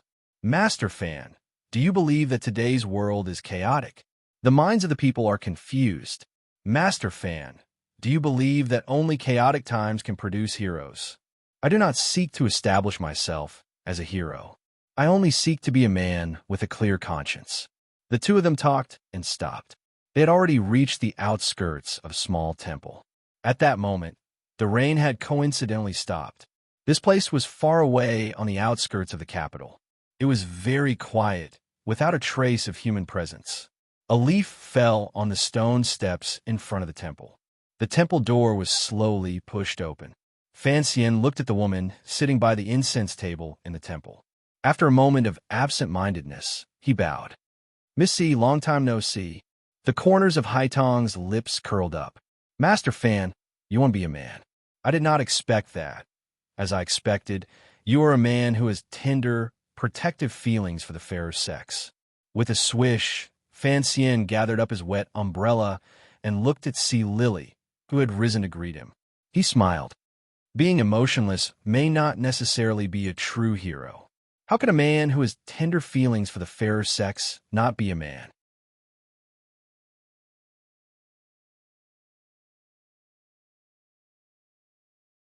Chapter 228. A heartless man is not necessarily a true hero. How can a compassionate son not be a true man? Haitang repeated slowly. Her face returned to her usual smile, and she led Fan Xian through the wooden door of the little temple. Master Fan, Sea Lily curtsied. Fan Xian, with a warm and distant smile, cupped his hands in greeting. When did you enter Shangjing, Miss C? Thanks to your good fortune, I entered the capital 3 days ago. I had a safe journey. Thank you for your concern. Sea Lily slowly lowered her eyelids. She was still wearing the light green robe she had worn during the journey. The weather was hot, and she was not afraid of catching a cold. Fan Xian quietly said a few more words to her. Haitang watched calmly from the side, but there was a glimmer of a smile in her eyes. How could the unfamiliar expressions on their faces escape her eyes? Fan Xian felt a little strange. Why had Haitang brought him to the temple where Sea Lily was staying? And where were the palace nannies who had always served Sea Lily? Did Haitang not know that as a foreign official, he should maintain a distance of 3,000 miles from the woman the Emperor of Northern Qi wanted? This is where I live. Haitang explained the confusion in Fan Xian's heart. It is not convenient for Lily to enter the palace, so His Majesty has asked me to take care of her. Fan Xian laughed bitterly. Only now did he remember that Sea Lily had once said that these two girls were close friends in the Northern Chi Palace. He suddenly thought of something. Could it be that he also lived in the palace? Although the temple was far away, Fan Xian still had some reservations. After a few casual words, he said to Haitang, "I will wait for you outside." Without waiting for Haitang and Sea Lily to reply, he left the door and waited outside in the courtyard. After he left, Haitang quietly looked at Sea Lily. After a moment of silence, she suddenly said, "I brought him here to see you. Don't you have anything to say to him?" Sea Lily raised her head, and a trace of confusion flashed across her charming face. She said quietly, "I said I don't want to see him, and I reckon he doesn't want to see me either. Right now, he is outside the door, and I don't know how he will complain about you. Haitang, you are too reckless. Even if you're He's disciple, you should do less of this taboo thing." Haitang smiled gently. "What is there to be afraid of? Our Majesty is not a petty person." In another elegant and clean small room, wisps of fragrance gradually filled the meditation room. The tea on the table mixed with the amber color of the furniture, making people feel very tranquil. "Why did you bring me to see Sea Lily?" Fan Xian sat cross-legged on the other side of the tea table, frowning. His elegant face finally showed some worry. He was working hard to make arrangements for Xiao En, but Sea Lily was a hot potato. "I told you about Yin Bingyun earlier," Haitang said with a smile. "I wanted to see if Master Fan was the same as the other filthy things in the world. The term impure substance is novel and absurd. Have you never read the story of the stone, Master Fan?" Haitang seemed surprised. Fan Xian's heart skipped a beat, and he didn't respond. He just smiled bitterly and said, "Miss Haitang, have you misunderstood something? Miss Sea Lily is just a criminal I've been escorting along the way. She's just a target in the agreement. I have nothing to do with her." "My lord, you've misunderstood me," Haitang said softly. "Today, I have invited you to my humble abode because there is something I need your help with." "What is it?" Fan Xian asked directly. Haitang smiled and said, "Actually, it's something His Majesty was worried about when he left you in the palace." Fan Xian looked at her and found that her ordinary face easily made people feel close to her. He asked curiously, "Clearly, His Majesty didn't want you to know about his troubles at the time." Haitang used her left hand to gently roll up the sleeve of her right hand. With 2 fingers, she brought a small teacup to her lips. She slowly took a sip and said, "The Emperor truly did not want me to know in the beginning, but his distress and I have been good friends for many years. Furthermore, in the Qi court, there are not many people, other than me, who are willing to help him resolve this distress. I've always been confused." Fan Xian could, of course, guess what the young emperor of Northern Qi was worried about. He smiled and said, "Since everyone in the court is opposed to Sea Lily entering the palace, why does your emperor still insist on going his own way? Looking at the current situation, Sea Lily can only temporarily stay in Miss Haitang's residence, and presumably the Empress Dowager won't allow her to enter the palace." "Master Fan, are you suspecting that there's more to this matter?" "Correct. I've never believed that there's such a thing as affection in the royal family." For some reason, Fan Xian was faintly unhappy, and his words were much sharper. Haitang stared at him calmly. After a while, she said, "Emperors are also people. How can you say anything about the matters between men and women?" Fan Xian shook his head and thought of the emperors of his previous world. Perhaps Emperor Xuanzong of Tang was an exception, but in the end, didn't Yang Gui Fei turn into a wisp of a fragrant soul at Ma Wei? "Master Fan is already married," Haitang said casually. Fan Xian was slightly surprised. He thought of his wife at home and of their first meeting in front of the incense burner in the Temple of Qing. He couldn't help but smile, full of happiness. Haitang looked at his facial expression and sighed to herself. She smiled and said, "I hear that Master Fan and your wife are very close. If someone tried to stop you two from being together, what would you do?" Fan Xian raised his eyebrows and did not reply. But if there really was someone in this world who dared to come between him and Wanner, that person must be seeking death. Gradually, He seemed to understand the feelings of the young emperor in the palace. But when he thought of how the emperor admired Sea Lily, Fan Xian still felt a little strange. Even though the agreement between him and Sea Lily was that they were only in a mutually beneficial relationship, Haitang's request was actually what Fan Xian wanted. If Sea Lily couldn't enter the palace, the only thing that would be lost would be the Overwatch Council of Qing. He just couldn't guess why she would want to find him. Haitang said, "No one in the court is willing to help His Majesty welcome Sea Lily into the palace. You should know that Sea Lily's identity in the south is problematic. After all, I am limited by my status and have no right to speak in this matter." Fan Xian laughed coldly. "She's working for Northern Qi." He then asked, "Do I have any right to speak? I'm just a foreign official. After Wudu, this matter should have nothing to do with me." Haidang smiled. "His Majesty, and I only wish to borrow your wisdom, Master Fan." Fan Xian couldn't help but laugh. He gently smoothed down the hair on his head with his fingers. "Miss Haidang, you truly think highly of me."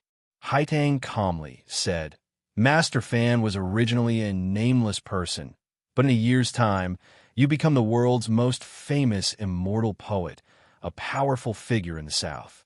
If you say you have no wisdom, no one in the world would believe you. I'll think of something, but I don't know if it will work." Fan Xian picked up a cup of tea and drank it in one gulp. The key is still the Empress Dowager. If she isn't willing, nothing will work. Haitang stood up and bowed slightly. "I thank you in advance. It seems that the relationship between you and Sea Lily is not shallow." Fan Xian bowed in return. "If I ever need your help in the future, I hope you will remember the friendship between us today." Haidang expressionlessly replied, "As long as it doesn't involve the politics of our country, I promise to do so." Fan Xian said, "Don't worry. What I want you to do may never happen. If it does, it will only be an internal problem of the Kingdom of Qing, and you won't have to go against the natural order that you've always pursued." "That's good." Haitang relaxed a little. As the head envoy of the South, all of Fan Xian's movements in Shangjing had to be monitored by the court of Northern Qi. This was a tacit understanding and habit between the two sides, so it was rare for him to have complete freedom of movement. But today was an exception. Fan Xian was taking a stroll with Haitang, and Haitang clearly didn't like the rats of the brocade guard following them, so they walked together under an umbrella. It looked like they were strolling leisurely, but they had thrown off all the spies. He believed that the brocade guard wouldn't have the courage to follow them even after Haidang had clearly expressed her hostility. After leaving the wondrous little temple where the two girls lived, Fan Xian stretched. He didn't see any familiar brocade guard around the corner. A happy smile appeared on his face, and he walked into an alleyway at the corner of the street. There was no clear sky after the rain. Only a cool breeze blew the dew that fell from the branches, brushing past his cheeks. Thinking of Sea Lily and the Emperor, Fan Xian still didn't quite understand. But the topic that Haidang had just mentioned made this 17-year-old man's thoughts return to the capital, to the side of his wife and sister. Homesickness began to rise, and a warm feeling began to fill his chest. Occasionally, pedestrians passed by the alley.